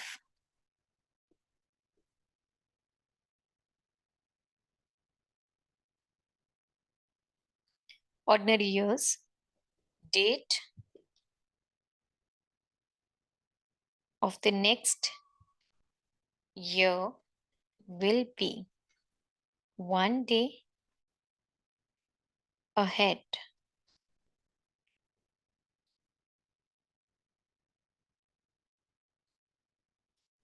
of the same day of the previous year.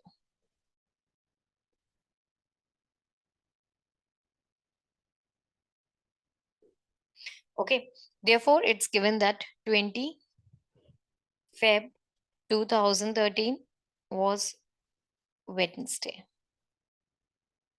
Using the same 20 Feb 2014 was Thursday. 20 Feb 2015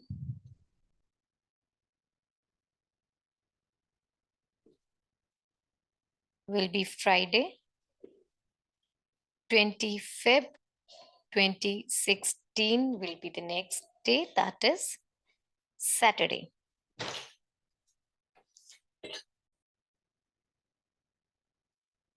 28 Feb 2016 is 8 days ahead of 20 Feb 2016. Right. So what are the number of odd days in this case? Number of odd days will be, you will subtract 7 from it. So there will be one odd day over here. Correct. So after that, that means you will have one, the next immediate next day to Saturday is Sunday. So 28 Feb 2016 will be Sunday. So this Sunday is the correct answer to our question. Option B is the correct answer to our question. Hope you are clear with this. Then let's move to the next question. Question number 48. Which of the following numbers will replace the question mark in the given series? So here's the question mark. You want to find out A, B, C, D. Which option can be filled in this? Right? First of all, let's write down the numbers. 2, 22, 32, 42. I'll write them a bit bigger. 2, 22, 32, 42, 57, 87, 162, and a question mark. All right. So to move from 2 to 22, you have to add a 20, 22 to 32, 10, 32 to 42, again 10. From here to here, you have to add a 15. From here to here, you have a 30. Then to move from 87 to 162, you have to add a 75, and you have to find out what will be added here. Correct. Okay, so now the numbers which are being added are a bit weird. First I have 20, then 10, then 10, then 15, 30, 75. So I notice one thing. To get from 20 to 10, I have to multiply 20 with 0.5 or 1 by 2. That gives me 10. To get from 10 to 10, I have to multiply 10 with 1. 10 to 15, multiply 10 with 1.5. Multiply with 30. Oh, sorry. To get a 30, I have to multiply 15 with 2. To get from here to here, I have to multiply 30 with 2.5. And from here to here. See, I'm getting the logic clear now, right? The numbers 20, 10. 10 was here, 10 is here, 20 is here, 20 is here. 10, 10, 15, 15, 30, 30. So 75 will be 75 here. Next, the number to be multiplied after 2.5. If I'm having an increment of 0.5 at each step, right? To 1.5 to 2, I'm incrementing of 0.5. So from here to here, again of 0.5. So from 2.5, I'll have to multiply it with 3. So what is 75 multiplied by 3? That is equal to 225. Now 162 plus 225 gives me 387. So option A is the correct answer to the question. Hope you are clear with the logic through. Let's move to the next question number 49. So here's a paper which is being folded and a cut is being made. This is the paper, right? It is folded first in the half and then certain cuts of this type are made. How will it appear when unfolded? Okay, so let's see. This is the paper. I'll just zoom the figure.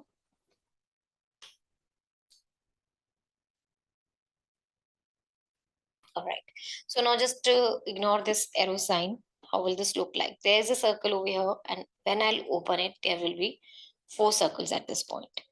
Similarly, I have a circle at the corner, this circle at the corner. So 4 circles at the corners. Correct. Then I have a square here. This will form a square over here, and the square at these 2 places.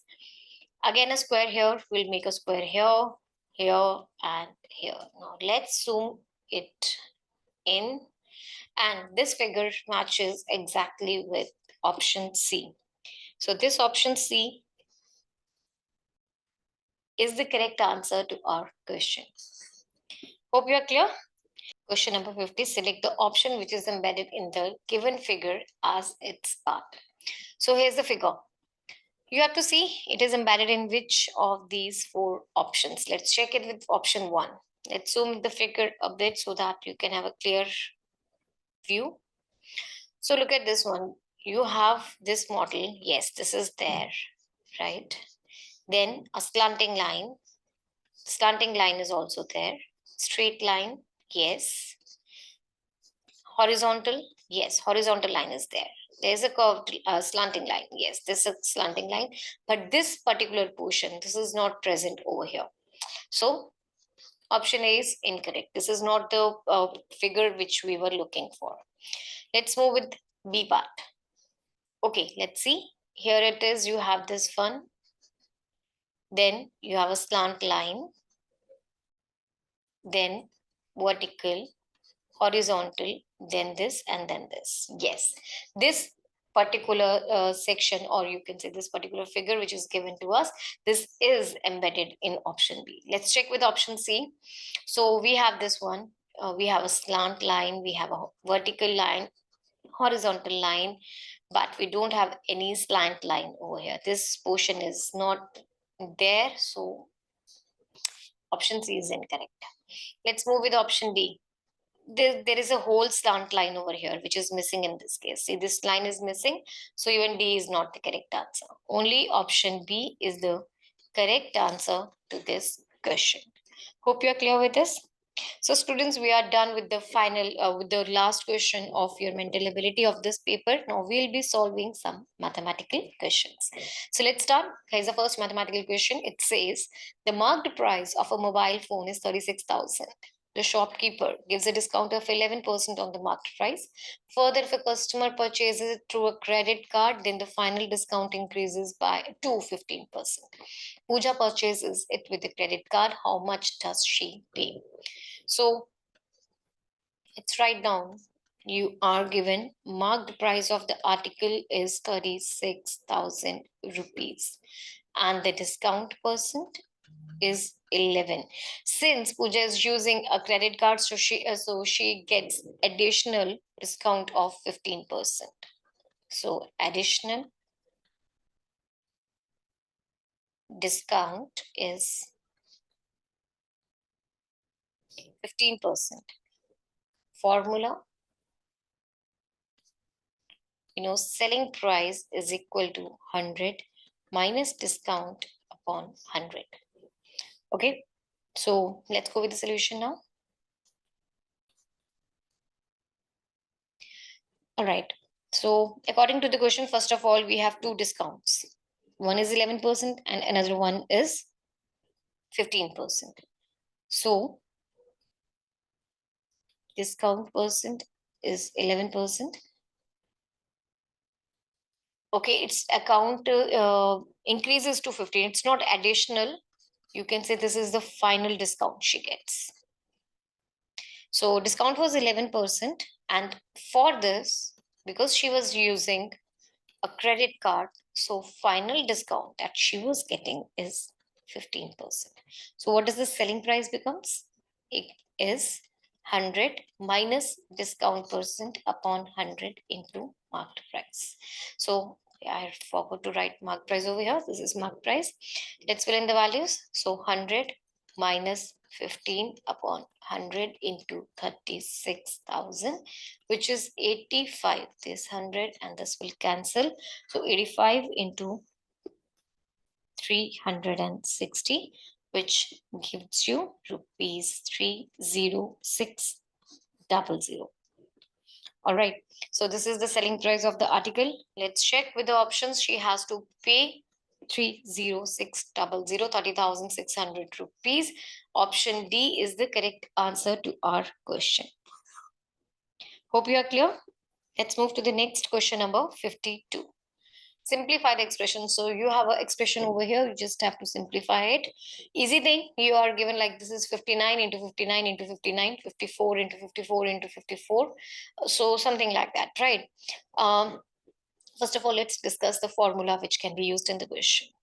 Because this is something of the form A cube, B cube are involved, and the C cube also, right? A cube, B cube, and C cube. So the formula will be A cube plus B cube plus C cube minus 3ABC is equal to A plus B plus C whole multiplied by A square plus B square plus C square minus AB minus BC minus CA. Correct. So let's move with the solution. Here you can take A as 59, B as 54, and C as 57. Correct? Let's move.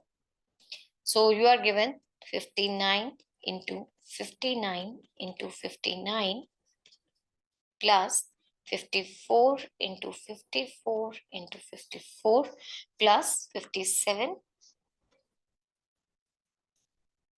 into 57 into 57 minus 3 into 59 into 54 into 57. This whole is divided by 59 plus 54 plus 57. Now you can take it as a cube plus b cube plus c cube minus 3abc whole divided by a plus b plus c. Right? You know the formula for this? What is a cube plus b cube plus c cube? That is equal to a plus b plus c whole multiplied by a square plus b square plus c square minus ab minus bc minus ca whole divided by a plus b plus c. Right? You know they will cancel. So I'm just not writing down this 59 or 54 or 57 so that you can have a clear view, a clear picture of the problem. And then in the final, I'll fill in the values for the A, B, C as these ones. All right. Okay.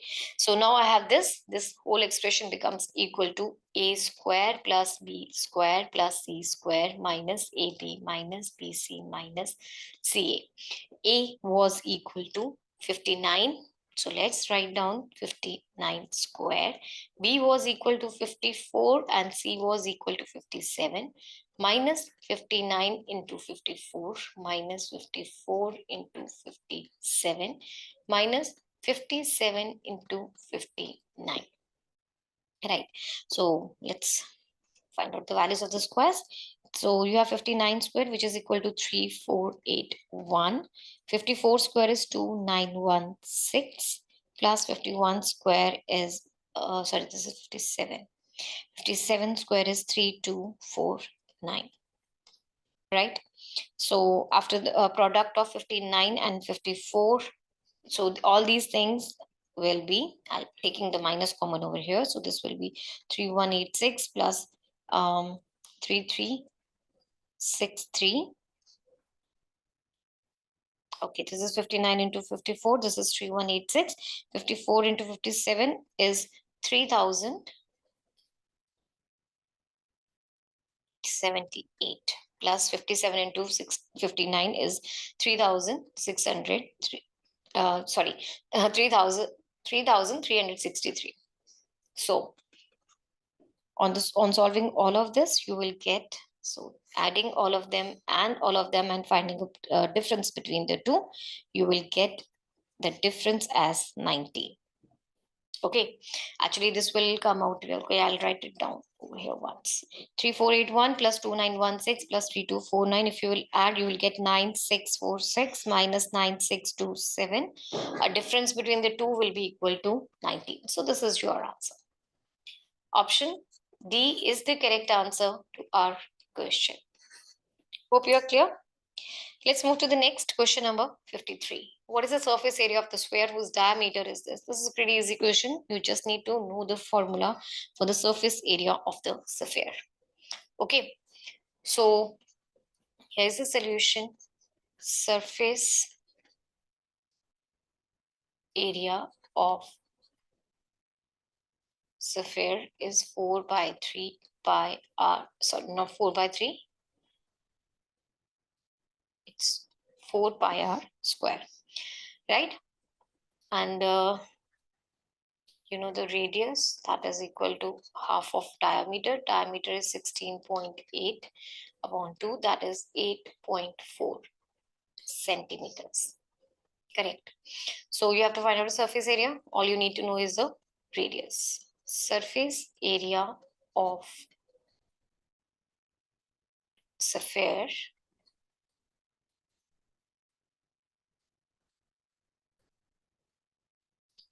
is 4 pi r square. 4 into pi into r square, which on solving will give you 887.04 centimeter square.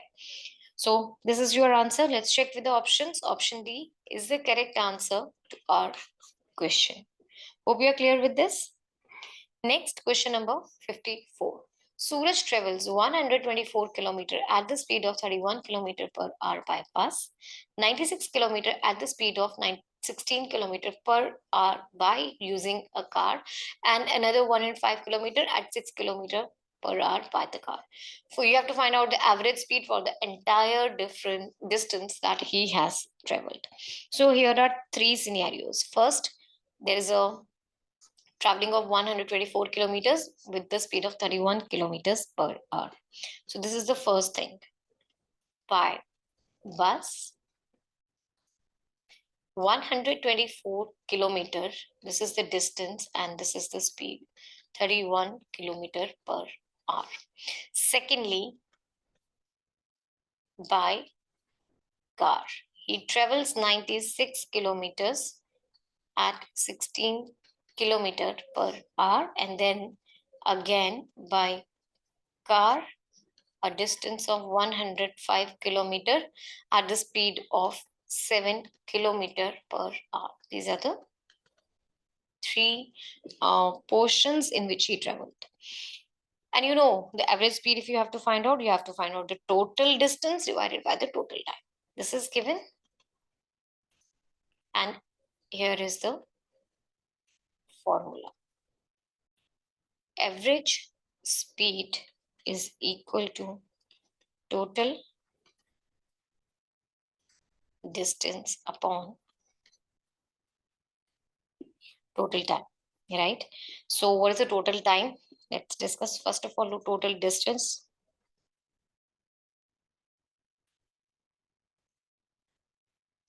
That is 124 plus 96 plus 105. So this is equal to a total of 325 kilometers, right? Total time. This is equal to T1 plus T2 plus T3. What is T1? It is the time taken over here in the first case, in the second case, in the third case. T1, T2, T3 is the time taken respectively in the three cases. All right. So the total distance T1, total time is equal to T1 plus T2 plus T3. T1 is the distance 124 divided by the speed plus 96 divided by the speed plus 105 divided by the speed. So this will be equal to 4 plus this on solution will give you 6 plus 50, which will give you a total of 25, right? Hours. So now average speed is equal to total distance, which is 325 divided by the total time, which is 25. That gives you 13 kilometer per hour. So this is the average speed of the whole journey. Let's see. Option A is the correct answer to the question. Hope you are clear. Let's move to the next question then. Question number 55. Which of the following numbers is divisible by 33? All right, so there are four options given. We have to check all the options one by one. But first of all, we need to discuss the divisibility test of 33. If I'm talking about the divisibility test of 33, that means the number says that it should be divisible by both 11 and 3. Number should be divisible by both 3 and 11. What is the divisibility test of 3? Sum of digits should be divisible by 3, and the divisibility test of 11 states that the difference between the sum at the even and odd places be either 0 or sum of digits at difference of sum of digits at even and odd places should be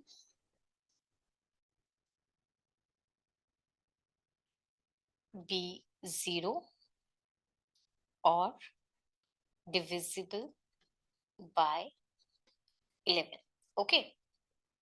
So let's pick up all the options one by one. Let's pick up the first one. So 178,750. Let's add the digits. 1 plus 7 plus 8 plus 7 plus 5 plus 0. This gives you a total of 28, which is not divisible by 3. Let's check with B. Since it's not divisible by 3, so we will not do the divisibility test of 11, because both the numbers, this number should be divisible by both the numbers. So if it's not divisible by 3, we need not to go for the divisibility test of 11 as well. Let's move with the second number. It's 164,461. Let's add them. 1 plus 6 plus 4 plus 4 plus 6 plus 1, which gives you a total of 22, which is again not divisible by 3. C, 185,592. So 1 plus 8 plus 5 plus 5 plus 9 plus 2, which gives you 30, which is divisible by 3. That's it. Okay, let's check with the again once. 171,116. So this gives you 1 plus 7 plus 1 plus 1 plus 1 plus 6, which is equal to 17, and it is not divisible by 3. So we have only one thing, one option C, which is divisible by 3, but we have to again check for the divisibility test of 11 also, whether 815,592 is divisible by 11 or not, right? So for that, we need to first of all find the sum of digits at the even and odd places. Sum of digits at odd places minus sum of digits at even places. Correct. So what are the digits at the odd places? Let's write down. This is 159. So 1 plus 5 plus 9, which is equal to 15. 8 plus 5 plus 2, which is equal to 15 again. So difference between the two, 15 minus 15 is equal to 0. That means this number is divisible by 11. That's correct. So this number is divisible by both 3 and 11. Therefore, this is the number which is divisible by 33. Option C is the correct answer to the question. Hope you are clear. Next, question number 56. A mobile is marked at a price 25% above its cost price. At what discount percentage should it be sold to make a 10% profit? So you are given first thing, mobile marked price is 25% above the cost price. Let's write down. Marked price is 25% above cost price, and also profit percent is equal to 10%. Formula, selling price is equal to 100 plus profit percent upon 100 into cost price. So let's move with the solution. First of all, we are dealing with the percentages in the sum. So I'll say let cost price of the article is 100 rupees. Then what will be the marked price? It's 100 plus 25% of 100, which will be equal to 125 rupees. Okay. Now the selling price of the article. So selling price, this is equal to 100 plus profit percent, which is 10 upon 100 into cost price, which is 125. So this is equal to 110 upon 100 into 125. This is the selling price.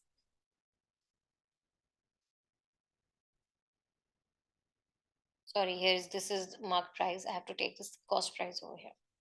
So they will cancel and the selling price will be 110 rupees. This is the selling price. This is the cost price. Discount mark price is 125. So discount is 125 minus 110, because this was the marked price and this is the selling price, which is equal to 15 rupees. This is a discount, and discount percent will be equal to discount upon marked price into 100. Let's solve this. Let's write it again.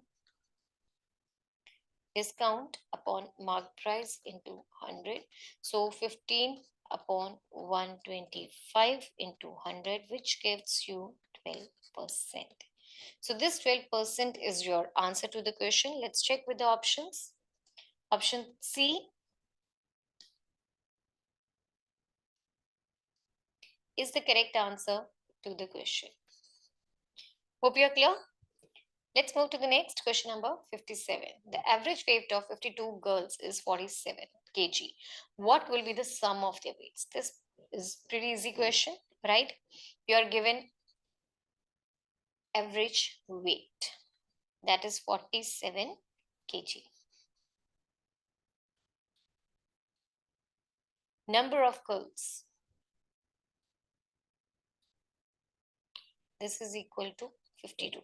There are 52 girls and the average weight is 47. You know the formula for the average. It is sum of observations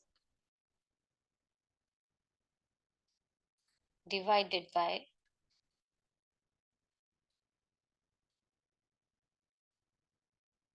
number of observations. Correct. So that means average is 47. Sum of observations, I don't know. Or here it is actually the sum of weights upon the number of curls, which is equal to 52. So 47 multiply 52. This gives you sum of the weights.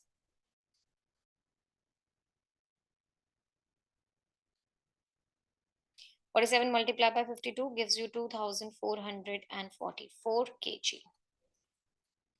This is your answer. Let's check with the options. Option D is the correct answer to the question. Hope you are clear. Next, question number 58. Air is pumped into a spherical balloon. Its radius increases from 7 centimeter to 14 centimeter. You have to find out the ratio of volume of the balloon in both the circumstances. Okay, there are two radiuses given. Initial and final. Let the initial one be R and the final one be capital R. So this is equal to 7 is to 14, or simply 1 is to 2, right? This is the radius of the balloon before, and this is the radius of the balloon after. Correct. So now concept or formula is volume of the sphere is given by 4 by 3 pi r cube. In this case, in both the cases, 4 by 3 pi, this is a constant in both the cases, right? So, okay, let's say V1 is initial volume and V2 is final volume. Initial volume V1 upon V2 is equal to 4 by 3 pi r cube, and this one is equal to 4 by 3 pi capital R cube. Correct? Right? So they will cancel both of them, and you have this small r cube upon capital R cube, and or you can take this as small r upon capital R whole cube. V1 upon V2 is equal to, this was equal to 1 by 2 cube, that is equal to 1 by 8. So V1 is to V2 is equal to 1 is to 8. This is the answer. Ratio of volume of the sphere before and after pumping is this. So option C is the correct answer to the question. Right? Hope you are clear. Next, question number 59. The average age of a man and his son is 56 years. The ratio of the ages is 11 is to 5. What is their son's age? So you are given average age of man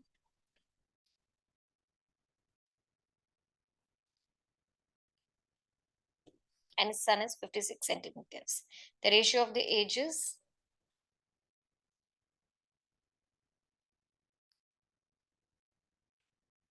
is 11 is to 5. So let's move with the solution. First of all, total age is equal to average age into number of people. So there are here two people, man and his son. Total age of man and his son is 56 multiplied by 2, because the number of people is 2 and average is already given to us as 56. So 56 multiplied 2 is 112 years. This is the total age of man and his son. Also, we are given that ratio of their ages is 11:5. So you can simply say let age of man is equal to 11x and that of his son is 5x. Correct? Now, according to question, the sum of their ages, that is 11x plus 5x, is equal to 112, right? The sum of their ages is this 112. 16x is equal to 112, or x is equal to 112 upon 16, or this is equal to 7 years. Correct? This is the value of x. What do you have to find out in the question? It is son's age. Son's age is 5x, or 5 into 7, or 35 years. Let's check. Option B is the correct answer to the question. Hope you are clear. Let's move to the next question then. Question number 60. Select the given graph, study the given graph and answer the question that follows. The graph shows the number of appeared candidates and passed candidates in hundreds in a test from 6 different institutions: A, B, C, D, E. So here are the different institutions given, and you have to find out from which institution is the difference between the appeared candidates and the passed candidates maximum. So actually this is not about the 6, but it is the 5 institutes. This graph shows that the solid one shows appeared candidates and the crossed one shows passed candidates. There are 16 appeared candidates for Institute A and 12 of them passed. 24 appeared for Institute B and 20 of them passed. So, right? But in the question, we have to find out. We have to find out in which institution difference between the appeared and the passed candidates is maximum. So in that case, we have to find out the difference between all the 5 institutes, right? So let's go first one. Difference between appeared and passed candidates in institution A is 16 minus 12. That is 4. Similarly, difference between appeared and passed candidates in institution B is 24 minus 20. Again 4. Difference between appeared and passed candidates in institute C, it's 14 minus 8, right? That is 6. Similarly, difference between appeared and passed candidates in institution D. This is equal to 34 minus 26, which is 8. Last one, difference between appeared and passed candidates in institute E. That is equal to 20 minus 18. So 20 minus 18 is 2. So it is maximum. It is maximum for this institute D. That is 8. Therefore, maximum difference is in institute D. Hope you are clear with this. Option B is the correct answer to the question. Question number 61. Loan is to be repaid in 2 equal yearly installments. If the rate of interest is 10% per annum, compounded annually, each installment is rupees 6,897. You have to find out the total interest charged. Right? These are the 4 options given. So first thing, you are given that you have 2 equal installments. Amount of each installment, that is rupees 6,897. Also, you have a rate which is 10%. Number of years, or you can say simply time, 2 years. Formula for the compound interest, amount is equal to principal 1 plus rate upon 100 raised to the power time. Correct. Now in this case, we are given the amount, we have to find out the principal. So the formula will be same way derivation. It will be amount upon 1 plus rate of interest upon 100 raised to the power n. Also, interest is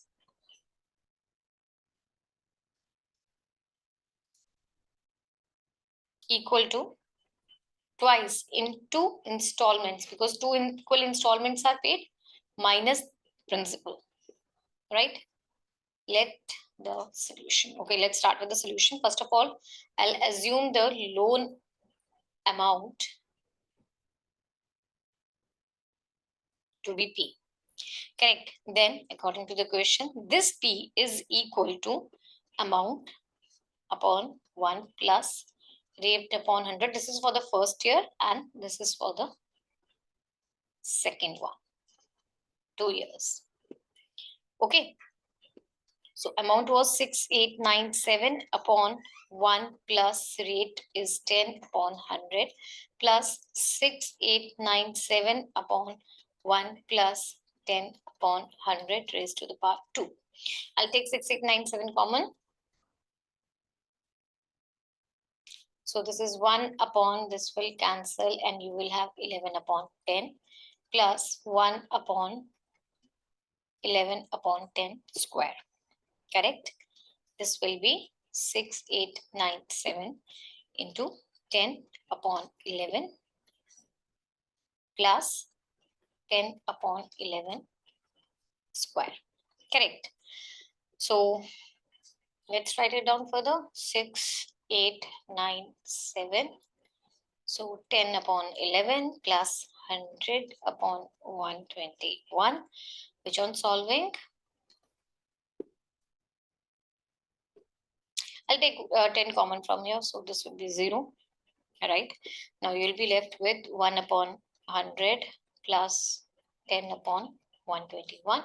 Even I can take 11 common from here. So this will make it 10 upon 11. Okay, so I'll rewrite this line. So this will be 6,897 upon 11. 1 plus 10 upon 11. Correct? This will make it 6,897 upon 11 into 21 upon 11, which on solving the whole thing will give you 11,970 rupees. So this was your principal, right? We were calculating the principal initially. Here it is. Correct.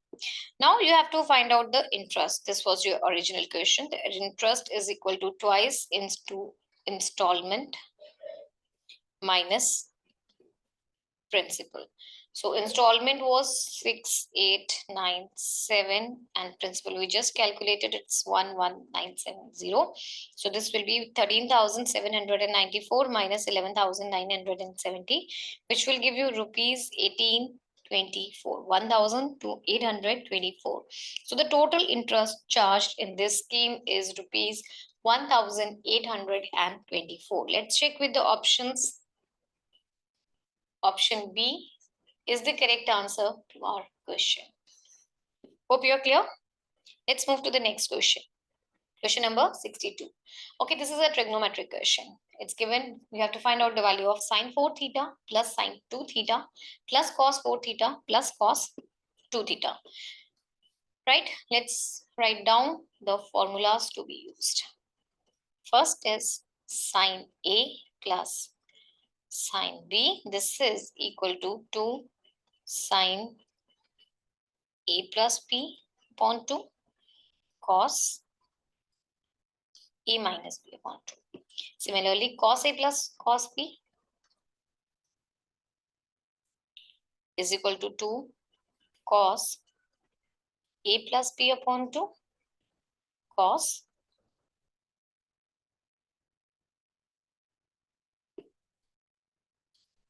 A minus B upon 2.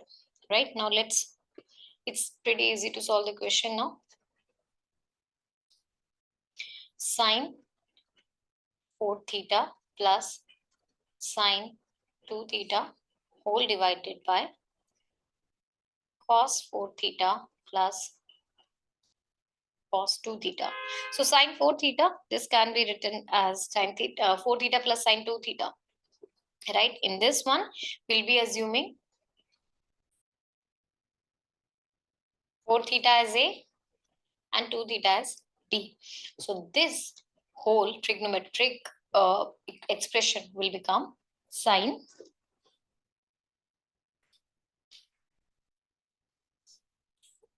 2 sine 4 theta plus 2 theta upon 2 cos 4 theta minus 2 theta upon 2. This whole will be divided by 2 cos 4 theta plus 2 theta upon 2 cos 4 theta minus 2 theta upon 2, which will make it 2 sine 3 theta cos theta upon 2 cos 3 theta cos theta. Cos theta and 2 will cancel, and you have sine 3 theta upon cos 3 theta, that is equal to tangent of 3 theta. Let's check with the options. Option A is the correct answer to our question. Right? Hope you're clear. Next, question number 63. So calculate the area of the quadrilateral formed with the vertices. These are the 4 vertices given. You have to calculate the area of that quadrilateral. Okay, so there's a particular formula for this. First of all, you are given the vertices of the quadrilateral. Let's write down. So I'm assuming A as minus 3, 2, B 5, 4, C 7, minus 6, and D minus 5, minus 4. Now, if the 4 quadrants are given, 4 coordinates are given, then you can find out the area using the formula area of quadrilateral ABCD is half x1 y2 plus x2 y3 plus x3 y4 plus x4 y1 minus x2 y1 plus x3 y2 plus x4 y3 plus x1 y4. Correct? So using this formula, let's just fill in the coordinates. Here's a solution. So I'm assuming this to be x1 y1 x2 y2 x3 y3 x4 y4. Correct? So let's fill in the values. All you have to do is this. Area is equal to half into. So first thing, x1 y2. So this makes minus 3 into 4 plus 5 into minus 6 plus 7 into minus 4 plus minus 5 into 2 minus 5 into 2 plus 7 into 4 plus minus 5 into minus 6 plus minus 3 into minus 4. Correct? So I'm just enclosing this as here curly brackets and a curly bracket over here and a curly bracket over here and a curly bracket over here. Wrong brackets. Correct. So let's solve it further. This will be half into minus 12 minus 30 minus 28 minus 10 minus 10 plus 28 plus 30 plus 12. This is equal to half of minus 80 minus 80, which gives you minus 160 by 2.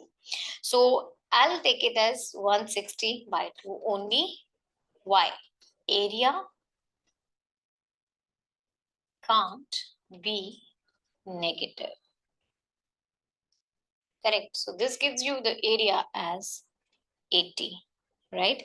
So the area is 80 square unit for the given quadrilateral. Let's check with the options.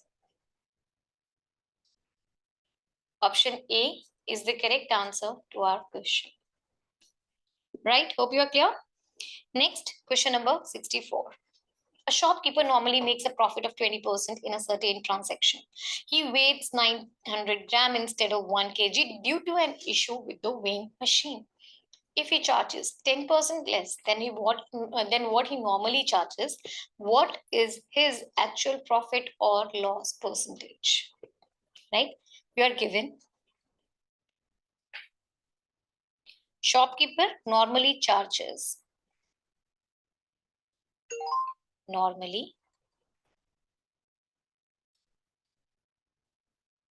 or you can say makes a profit. Normally makes a profit is equal to 20%. He weighs 900 grams instead of 1 kg. He weighs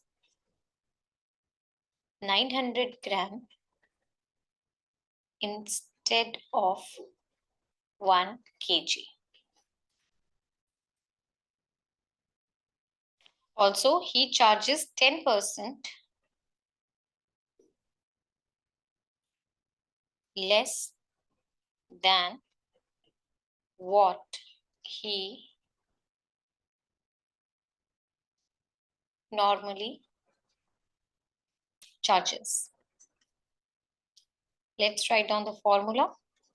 Formula is selling price is 100 minus discount percent upon 100 multiply cost price.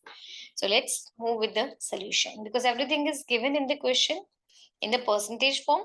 So we'll assume let cost price of 1 kg of goods is rupees 100. So the selling price of 1 kg of goods will be selling price of 1 kg of goods. See, he was making a 20% profit. So this will be 100 plus 20% of 100. That is equal to 120 rupees. Right. So he says also he weighs 900 grams instead of 1 kg. So cost price of 900 grams of goods is rupees 90. Correct. Obviously, if 1000 grams cost 100 rupees, so 900 grams will cost 90 rupees. That's correct. Now, further, according to the question, shopkeeper charges 10% less than what he normally charges. Shopkeeper charges 10% less than what he normally charges. So the new selling price will be old selling price into 100 minus 10 upon 100. Correct? Let's solve. New selling price will be, old selling price was 120 that we calculated just now. 100 minus 10 will give you 90 upon 100. That is equal to rupees 108. Now in this case, profit is equal to 108 minus 90. That is equal to rupees 18. Correct. So profit percent, this is equal to profit upon the cost price, which was 90, multiply 100. So this 0 and 0 will cancel. You will have it over here. So profit is 20%. So the profit percentage is 20%. This is what you have to find out. His actual profit is 20%. Option A is the correct answer to our question. Right? Hope you're clear. Let's move to the next question, number 65. Admissions into a commerce course of a university increase 5% every year. If the number of admissions presently is 2400 into that course, after 3 years, the number of admissions is nearest to which integer? So this problem is somewhat nearest to your compound interest. The way we take the compound interest problems, the similar way this problem will be taken. So in this case, principal number, you can say it's 2400. Rate 5%. Time they have asked is 3 years. Formula, you know the formula for compound interest. That is, amount is equal to principal 1 plus rate upon 100 raised to the power time. Correct. So all you have to do is just fill in the values. You will get your answer. Simple as that. Let's move. Solution. Amount is 2401 plus 5 upon 100 raised to the power 3, which is 2400, and this will cancel. So you have 21 upon 20 raised to the power 3, which gives you 2400 multiply 9261 whole divided by 8000, which will give you 2778.3. You have to find out the answer to the nearest integer, so it will be 2778. So the number of admission after 3 years is nearest to 2778, and this is our answer. Let's check. Option A is the correct answer to our question. Right? Hope you are clear. Next is question number 60. So the fourth proportional to 5, 8 and 30 is, you have to find out. So this is given the fourth, you are asked the fourth proportional. So that means 5, 8, 30, you have to find out the fourth proportional. Correct? Since they are in proportion, so we'll be using the same concept. That is, A upon B is equal to C upon D, where D is the fourth proportional. Correct? All you have to do is fill in the values. That's it. So using the same one, I'm assuming the fourth proportional to be D. Let fourth proportional is equal to D. Therefore, this one I'm taking as A, B, and C. Right? So let's fill. 5 upon 8 is equal to 30 upon D, or D is equal to 30 into 8 upon 5, which gives you 48. So this is the value of D and our answer.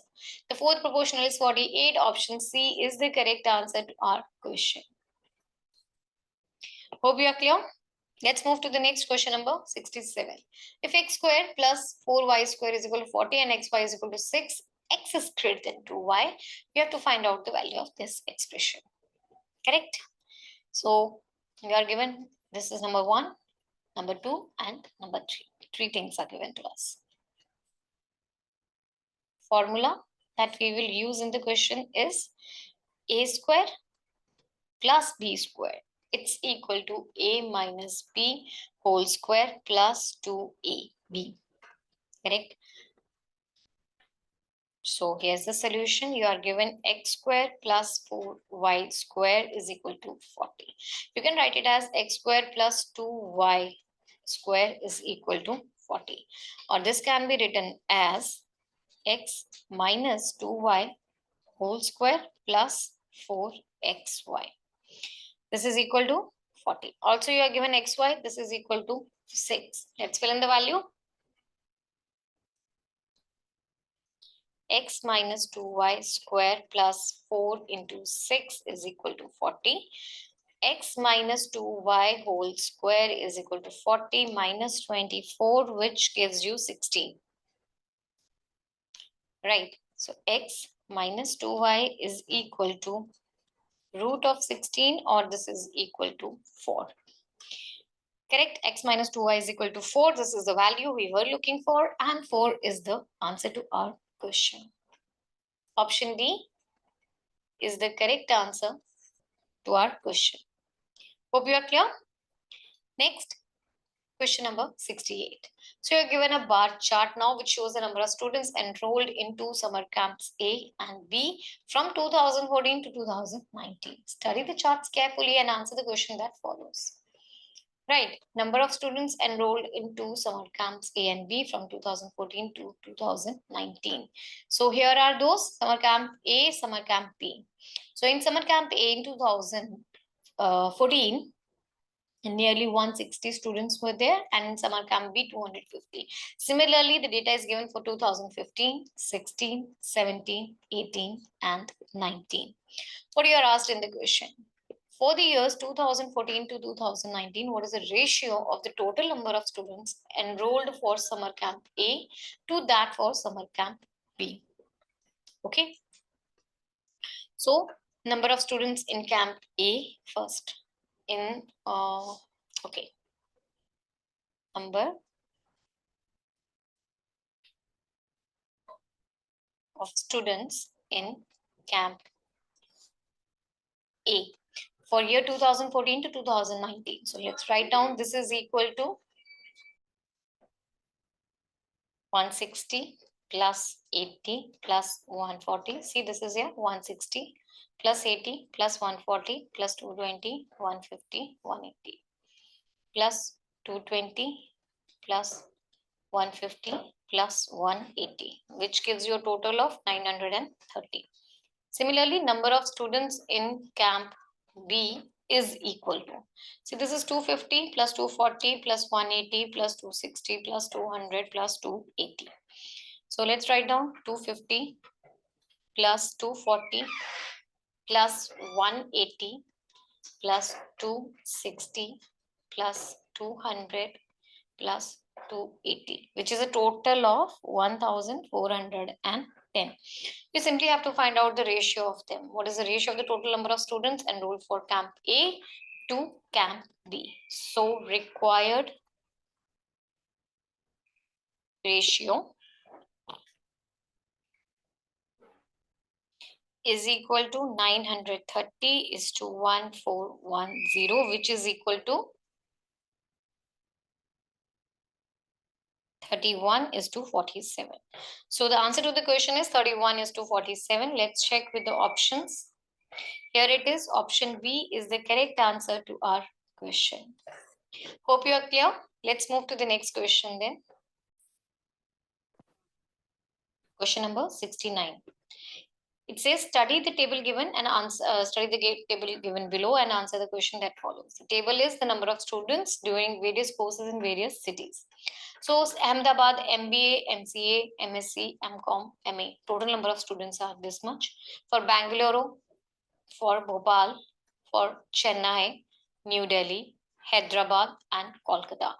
Now, question is, which city has maximum number of students? So this is pretty easy. Just looking at the question, you can easily figure out which city has the maximum number of students.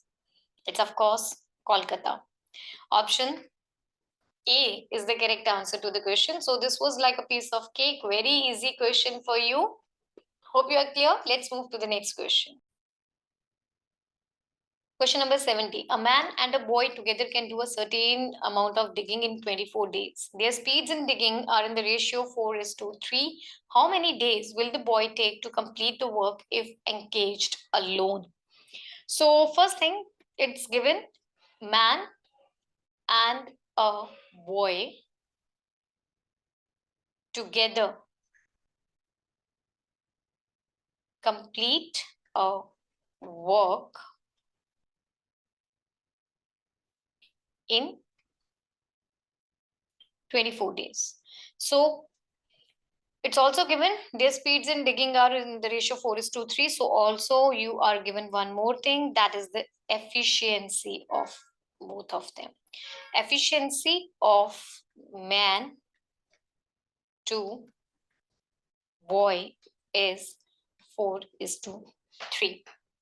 Right. Also these things are given. Concept, number of men into number of days for which you work, this is equal to constant. Let's move with the solution. So you are given the question that the efficiency of man to the boy is 4:3. Efficiency of man to boy is 4:3. So let one man work is equal to 4x and one boy's work will be 3x because they are having the efficiency in the ratio 4:3. Correct? So according to this, number of men into number of days, that is constant. That means number of boys into number of days is also the same. This is also equal to number of boys into number of days boys worked. Correct. So that means it is equal to number of men into number of boys. That's constant.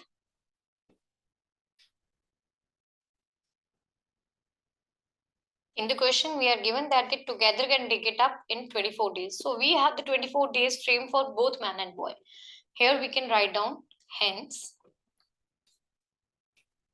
man plus boy's efficiency into number of days is equal to number of days into like efficiency of a boy into number of days for which the boy will work.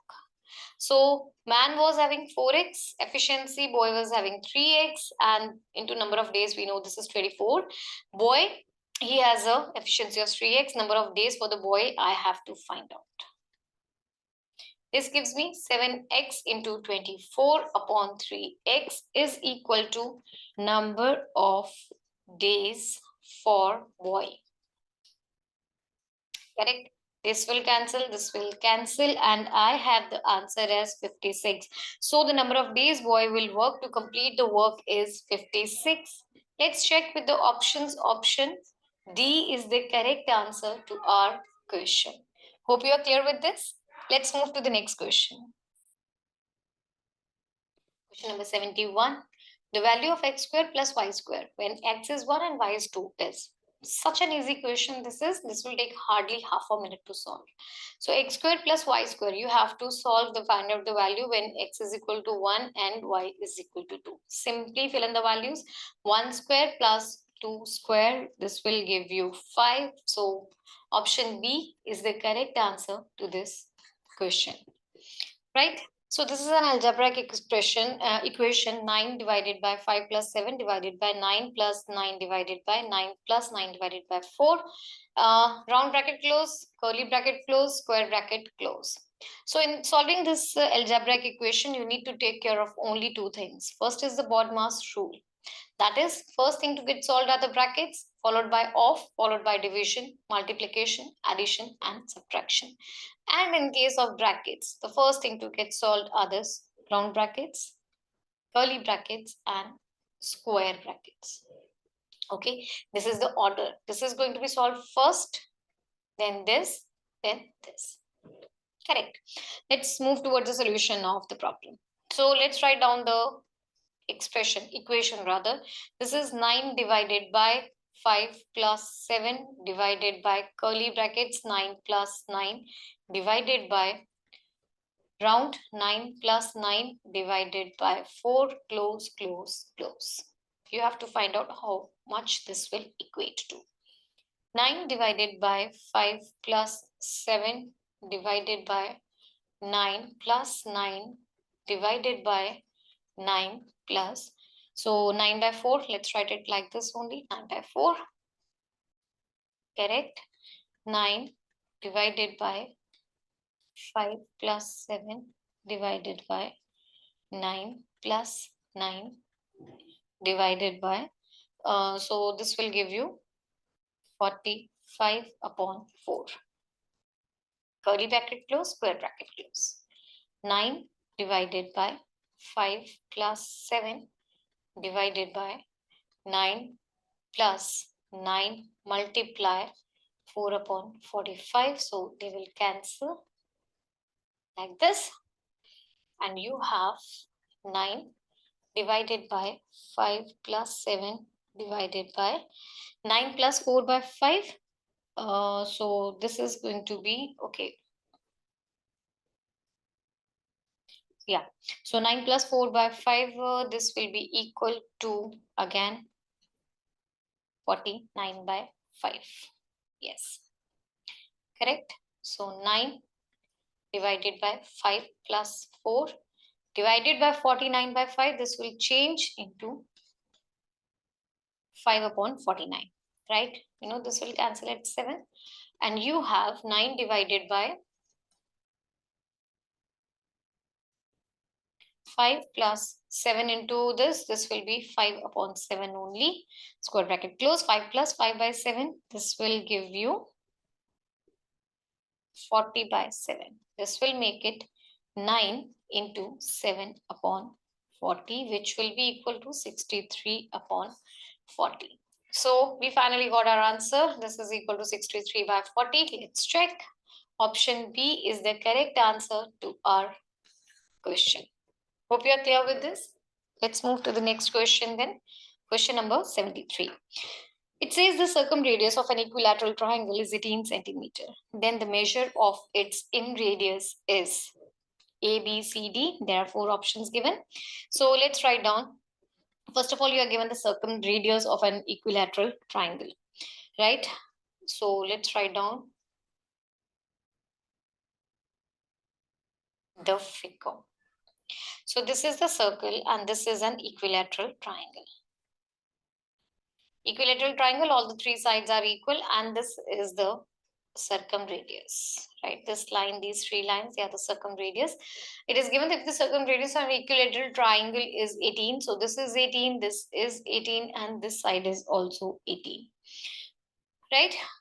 You are given circumradius is equal to 18 centimeter.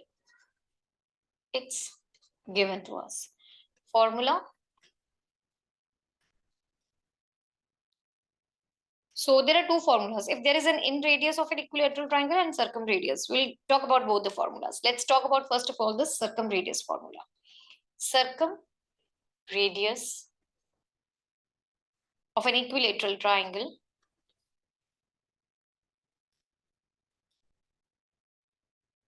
this is equal to 1 by root 3 into side. And if I'm having the in radius of an equilateral triangle is given by, it's actually half of the same. So side upon 2 root 3. So simple as that. You are given the radius, you just have to find out the value of the in radius. For that, first of all, we need to find out the side. Let's move with the solution. So first thing to do, circumradius, you know the formula. First of all, circumradius is 18. You know the formula for this. This is equal to side upon root 3. This is equal to 18, which gives you side is equal to 18 root 3. Right?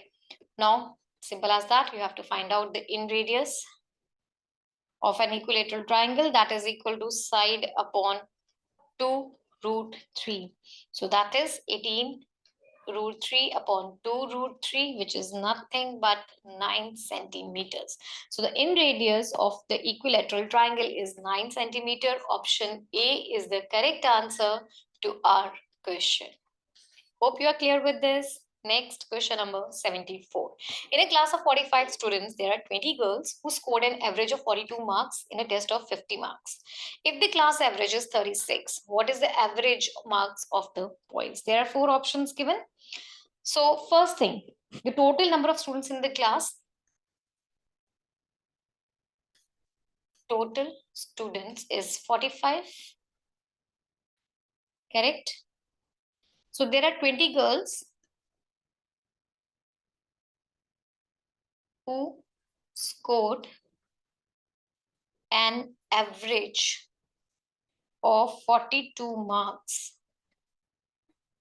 in a test of 50 marks. Okay. Also, class average is 36. Correct. So let the average marks, first of all, okay, solution. Let average marks scored by boys be A. Then according to the question, average of the class, average of class, which is equal to 36, right? And this average is equal to, see, 42 marks is the average for 20 girls. So the total marks scored by the girls is 42 into 20, right? So 25 into A will give you, see, the total, fine. 45 students were there, 20 were the girls. So boys will be how much? Let's talk about the boys. Boys will be 45 minus 20, that is equal to 25. And we are assuming their marks average to be A. So the marks scored by the boys will be equal to 25 into A. Right? Average, sum of the observations divided by the number of observations. Students were 45. This is equal to 36. Right? I hope you are clear till here. 42 into 20 will give you 1620 minus 25A. This is equal to 36 into 45, which is equal to 840. So this is 1620 minus 840 is equal to 25A. Difference between the two is 780 divided by 25 gives you A, which is equal to 31.20. So the average marks of boys are 31.20, and this is our answer. Option D is the correct answer to our question. Hope you are clear with this. Then let's move to the last question of mathematics for this paper. Question number 75. A number is increased by 10 and then increased number is decreased by 20. The net increase or decrease in the number is. So first thing, you are given increment in the number. Increment in the number is equal to 10% of the number. Also, decrement in the number is 20% of new number. Right? This is given, and here is the concept or the formula to be used. It says net increase or decrease percent is equal to final number minus original number divided by original number into 100. See, if the quantity comes out to be negative, then this is a decrease. If it comes out to be positive, then it will be an increase in the number. Right? So here's the solution. Let the original number be 100. Let the original number is equal to 100. So when the number is increased by 10%,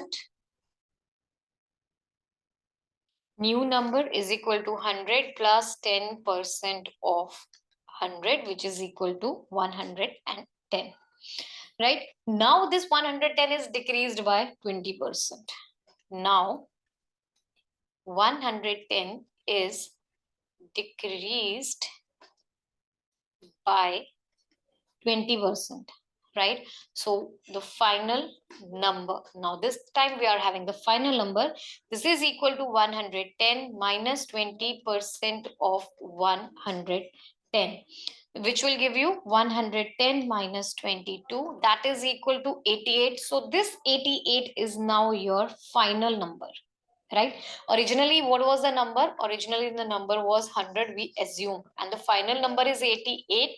That means we are having a decrease in number. And how much is that? It is equal to 100 minus 88. That is equal to 12. There is a decrease of 12.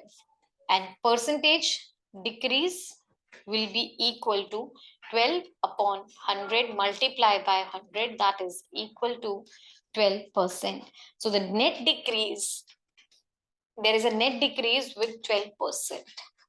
Option C is the correct answer to our question.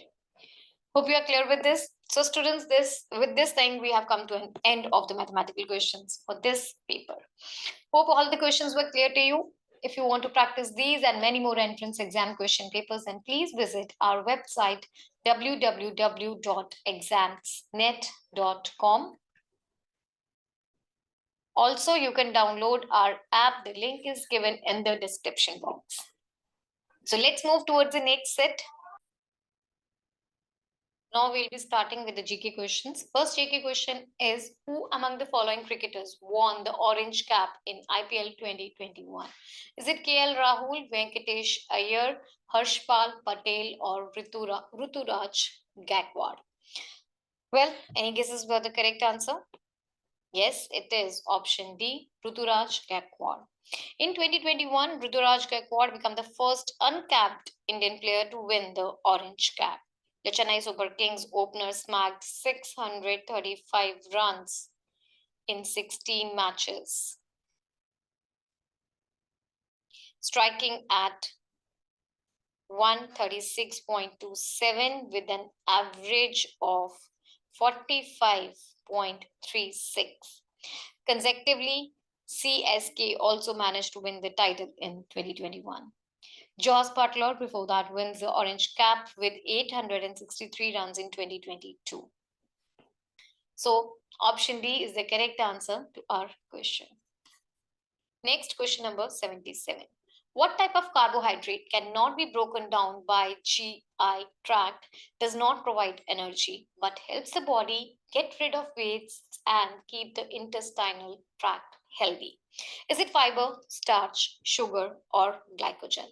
Well, I think you know the answer. Yes, it is option A, fiber.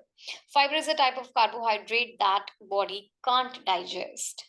Though most carbohydrates are broken down into sugar molecules called glucose, fiber cannot be broken down into sugar molecules, and instead it passes through the body undigested. Dietary fibers come from plant-based diet foods such as that contain cellulose, hemicellulose. Okay, let's write down the names.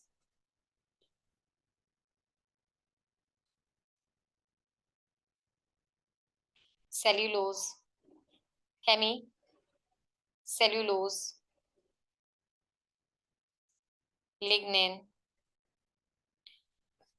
gum, etc. Dietary fibers. See, your digestive system lacks enzymes to break down these food components, and they travel through your gut without being digested. But they are very much they are very much useful for getting rid of the waste in the body and keeping the intestinal tract healthy, because they remove all the wastes from the body. Option A, fiber, is the correct answer to our question. Next is question number 78. Who among the following players wrote his autobiography, The Race of My Life? Is it Milkha Singh, Mary Kom, Yuvraj Singh, or Kapil Dev? Well, The Race of My Life, this is an autobiography of Indian athlete Milkha Singh. He composed it with his daughter Sonia Sanwalkar. The film Bhag Milkha Bhag is based on it. Milkha Singh shares the amazing highs of winning India's first ever gold in athletics at the Commonwealth Games. The unbridled joy of being hailed by flying Sikh in Pakistan.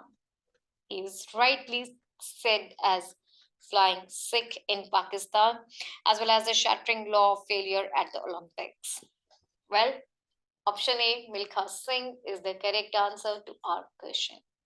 Next is question number 79. Who among the following came up with his own style of dance called high dance, which he later rechristened it and called creative dance? Uday Shankar, Rajendra Shankar, Debendra Shankar, or Ravi Shankar? Well, the correct answer to the question is Uday Shankar, option A. Fusing European theatrical techniques with India's very own classical folk dance forms, Uday Shankar came up with his own style of dance.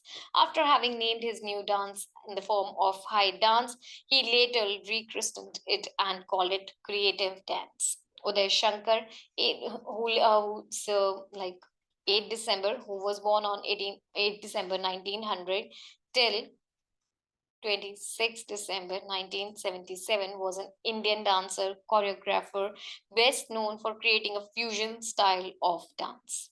He was the first to bring the concept of modern dance to India with his novel approach and works.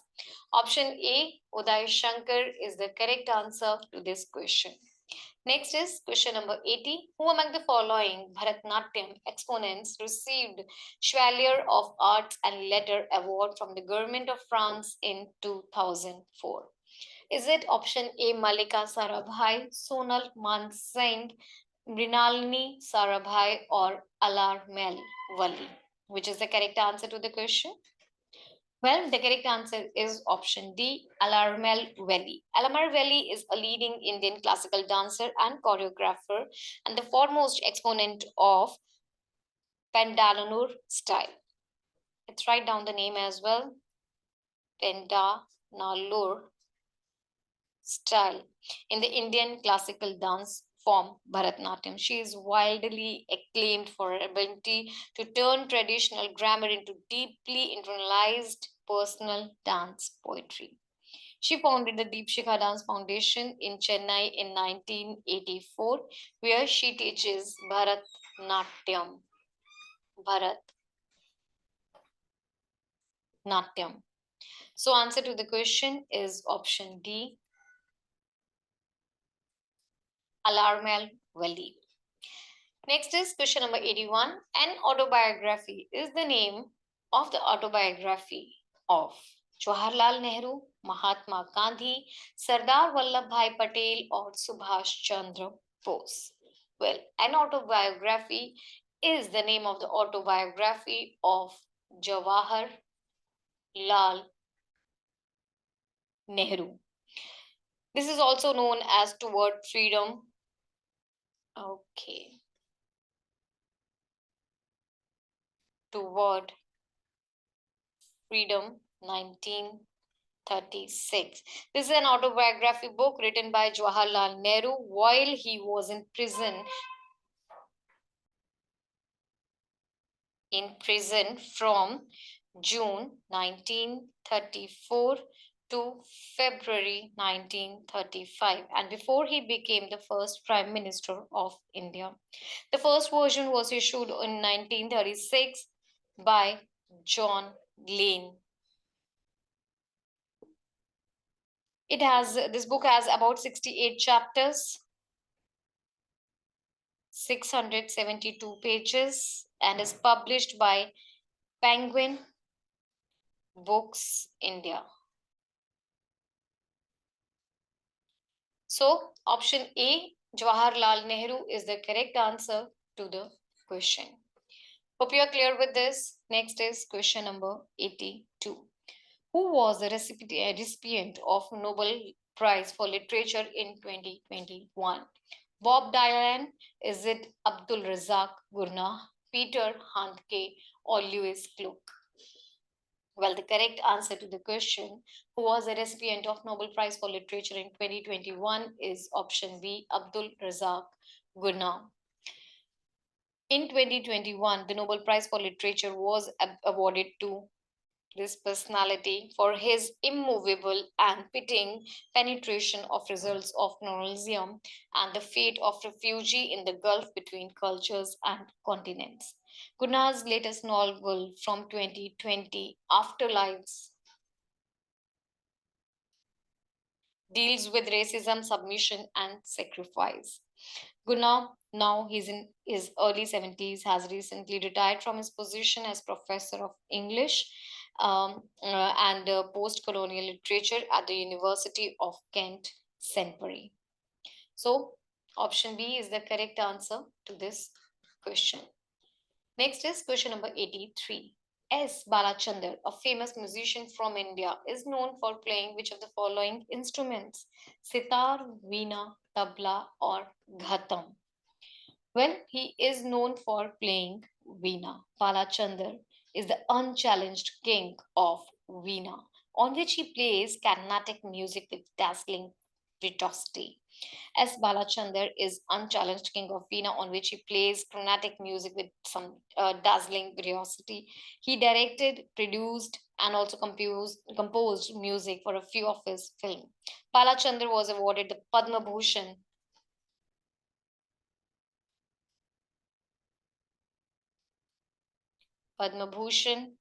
in 1982. He died of massive heart attack at the age of 63 while on music tour of India. Option B is the correct answer to this question. Next is question number 84. Kalai Mama the Kalai Mamani awards were given in which of the following states of India? Tamil Nadu, Telangana, Kerala, or Odisha? Well, the Kalai Mamani Awards is the highest civilian award in the state of Tamil Nadu, India. These awards are given by the Tamil Nadu Ayal Isai Nataka Mandram, Literature, Music and Theatre. So this is given by Government of Tamil Nadu to acknowledge artists in the state for their attainment. Option A is the correct answer to the question. Next is question number 85. It says, which Indian sportsperson has been nominated for the prestigious Laureus World Breakthrough of the Year Award 2022? Is it Mithali Raj, Neeraj Chopra, Virat Kohli, or PV Sandhu?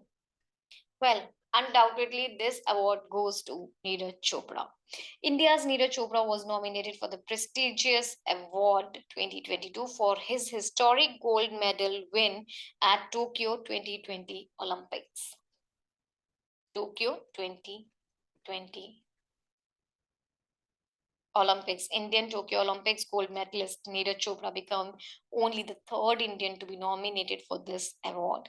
He's the first Asian athlete to win Olympic gold medal in men's javelin throw.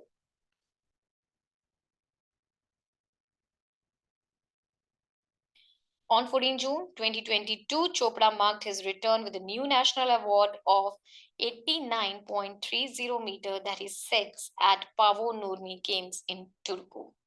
Option B is the correct answer to this question.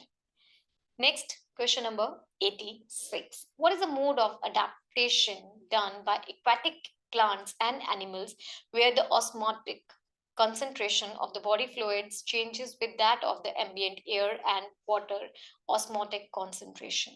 Is it regulate, conform, migrate, or suspend? Well, the correct answer to the question is option B, conform. Aquatic organisms in which the osmotic concentration and the temperature of the body change according to the ambient conditions of the water are referred to as conformers. The natural source of water that is present in our surrounding in the environment like ponds, lakes, rivers, etc., is termed as ambient water. The osmotic concentration of that water is ambient water osmotic concentration. So, option B is the correct answer to the question. Hope you are clear. Let's move to the next question, number 87. Who among the following is an Indian singer of Hindustani classical music? L. Subramanyam, Shubha Mudgal, Kishan Maharaj, or Dwaram Venkataswamy Naidu? Well, the correct answer is option B, Shubha Mudgal. Shubha Mudgal is a famous Indian singer of Hindustani classical music. Her repertoire includes genres of Khyal, Tumri,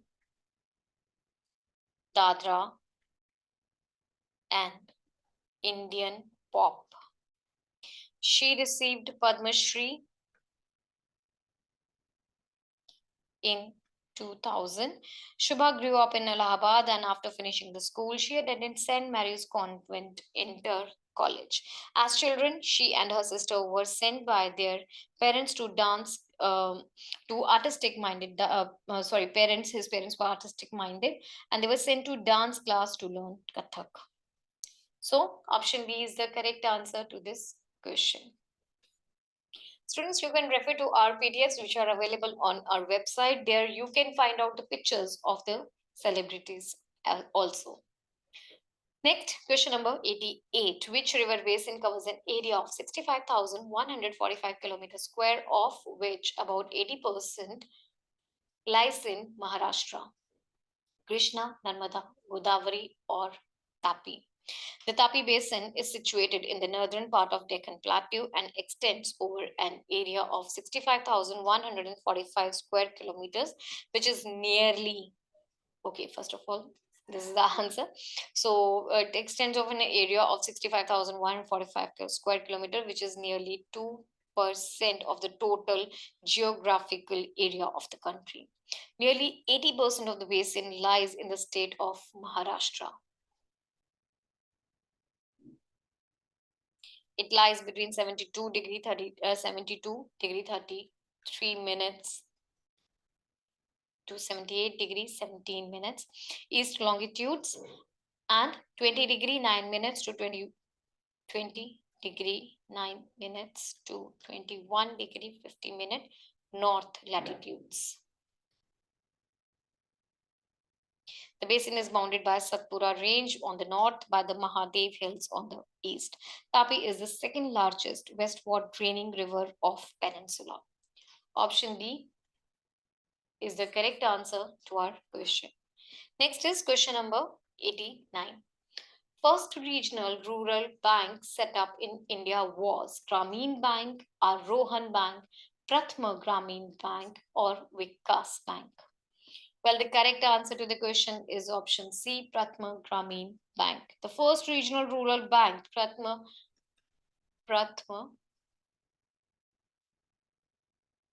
Grameen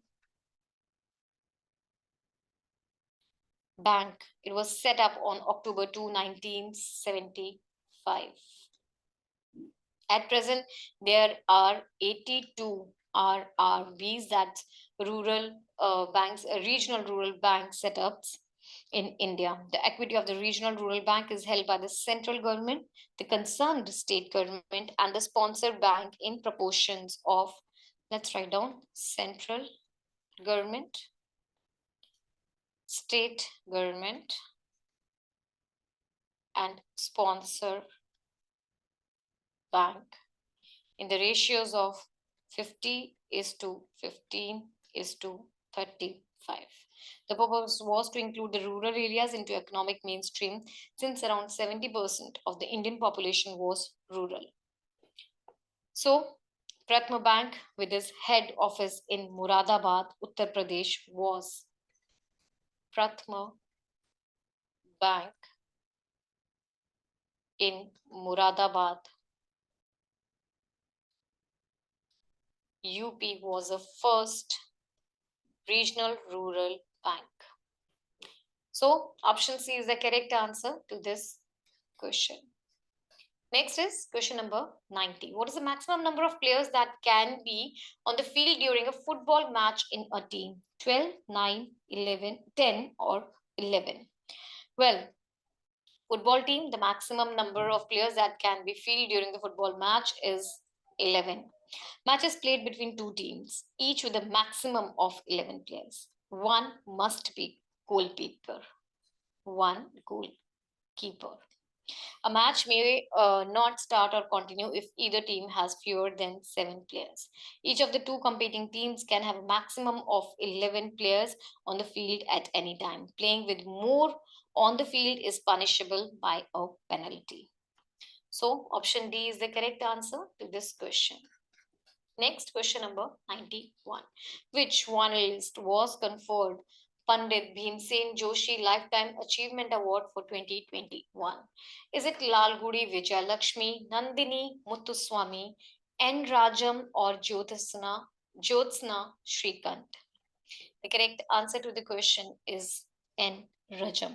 N. Rajam was conferred Pandit Bhimsen Joshi Lifetime Achievement Award for 2021. She was conferred on how she created a space of her own in the world of music. Option C is the correct answer to the question. Let's move to the next question, number 92. The first playback song in Hindi movies was recorded by music directors R.C. Boral and Pankaj Mulik in which year? 1939, 41, 43, or 35? Well, the first playback song in Hindi movies was recorded by the music directors R.C. Boral and Pankaj Mulik in 1935. 85 years ago, in 1935, the first playback song was recorded for Nitin Bose's movie Dhoop Chhaon. Before that, actors sang their own songs on the set and the musician played on the set too, often hidden behind the trees or other props. But as India became independent, the playback song too was on the brink of making history. And as often happens, fate played a role when Noor Jahan went Pakistan, leaving behind a huge void. That void was filled by Lata Mangeshkar. Option D is the correct answer in this question. Question number 93. Dash government launched Dayanand Society Security Scheme 2022 for senior citizens, single women, disabled persons, and HIV/AIDS patients. Option A, Goa, B, Kerala, C, Karnataka, or D, Maharashtra. So, the correct answer to the question, which government launched Dayanand Society Social Security Scheme 2022? The answer is Goa. Goa government has launched the Anand Social Security Scheme 2022 for senior citizens, single women, disabled persons, and HIV/AIDS patients. The main objective for DSSS scheme is to provide financial assistance to the most vulnerable society sections of the society. Chief Minister Pramod Sawant, in his budget speech for the year 2021-22, had assured on the floor of the House that financial assistance to the widows would be increased by rupees 500 per month. While no separate category exists for widows under the scheme, it is included as a subcategory under the head single women. So option A is the correct answer to this question. Let's move to the next question, number 94. Which of the following is not a federal feature of Indian Constitution? Single citizenship, divisions of powers, all India service, or written constitution? Well, the correct answer to the question is option C, all India service. Single citizenship is not a federal feature of Indian Constitution. An Indian constitution is a quasi-federal form of the constitution where powers are unequally distributed between center and state. America is said to be the oldest federal system in the world. So option C is the correct answer to the question. Next is question number 95. In 1869, who named a new term, oecology, that defined the study of the relationship of organisms with their environment? Is it Charles Alton, it's Ernest Haeckel, Eugne Odum, or Arthur Tansley? The correct answer is option B, Ernst Haeckel. In 1869, he named a new term, that is archaeology, that defined the study of relationship of the organisms with their environment. Ecology was originally defined in the mid 19th century when the biology was a vastly different disciple than it is today. The original definition is from Ernst Haeckel, who defined ecology as the study of relationship of organisms with their environment. This term is believed to have been coined by Ernst Haeckel in 1869. Through his first authentic use was made by writer in 1885. It is used to describe the economics of the living forms. Option B is the correct answer to the question. Next, question number 96. In which year was the Board of Control for Cricket in India established? Is it 1958, 1938, 1928, or 1948? Well, the Board of Council for Cricket in India, BCCI, was set up on December 4, 1928 by a group of players at Delhi Roshnara Club to end the British monopoly in cricket. The Board of Control for Cricket in India is governing body for the cricket in India. Its headquarters are situated in let's write it here because it's 1928. So its headquarters are located in Wankhede Stadium in Mumbai. In Mumbai. So option C is the correct answer. Next, question number 97. Shobhana Chandra Kumar, a recipient of Padma Shri, is a dancer of which of the following Indian classical dance forms? Manipuri, Bharatnatyam, Kathak, or Odissi? Well, Shobhana Chandra Kumar Pillai is an Indian actress, Bharatnatyam dancer. Option B, she a vital element in Bharatnatyam. She's a vital element in Bharatnatyam. Bharatnatyam is a major form of Indian classical dance that originated in Tamil Nadu. So, option B is the correct answer to the question. Let's write Tamil Nadu over here. All right. Bharatnatyam traces its original back to Natya Shastra, an ancient treatise on theatre written by mythic priest Bharata. Next, question number 98. Which of the important minerals for the generation of nuclear energy is uranium, mica, manganese, or coal? Well, nuclear energy is the energy in the nucleus or core of an atom. Nuclear provides around 20% of our electricity in United States. All nuclear power plants are nuclear fission, and nuclear power plants use uranium atoms. Uranium occurs naturally in low concentration in soil, rock, and water, and is commercially extracted from uranium bearing minerals such as uraninite. So, option A is the correct answer to the question. Next, question number 99. What type of trees are found in northern central Himalayas range 1801 to 3001 meters and the southern Nilgiri high mountain ranges? Is it option A, B, C, D? Four options are given. So you have to answer the correct one. Well, what type of trees are found in the northern central Himalayas range and the southern Nilgiri high mountain range are oak, junipers, and maple. The montane temperate forest, these type of forests are mainly montane temperate forests. These type of forests are mainly generated in northern middle Himalayas range 1801 to 3001 meters and the southern Nilgiri high mountain ranges. Some significant trees of montane temperate forests are rhododendrons, ferns, oak, maple, juniper, deodar, and chilcoza,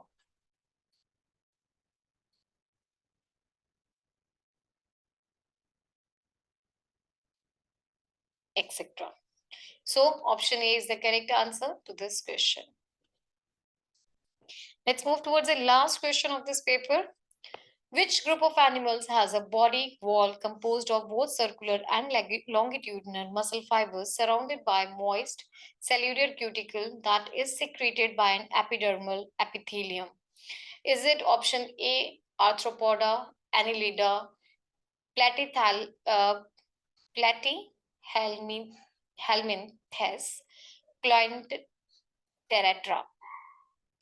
Well, the correct answer to the question is option B, Annelida. Besides being segmented, the body wall of Annelida is characterized by being made up of both circular and longitudinal muscle fibers surrounded by moist acellular cuticle that is secreted by epidermal epithelium. The body cavity of annelids is lined by epithelium. Successive body segments are separated by walls that correspond to the external rings. Option B is the correct answer to the question. So this finishes your SSC CHSL 27 May 2022 Shift 1 paper.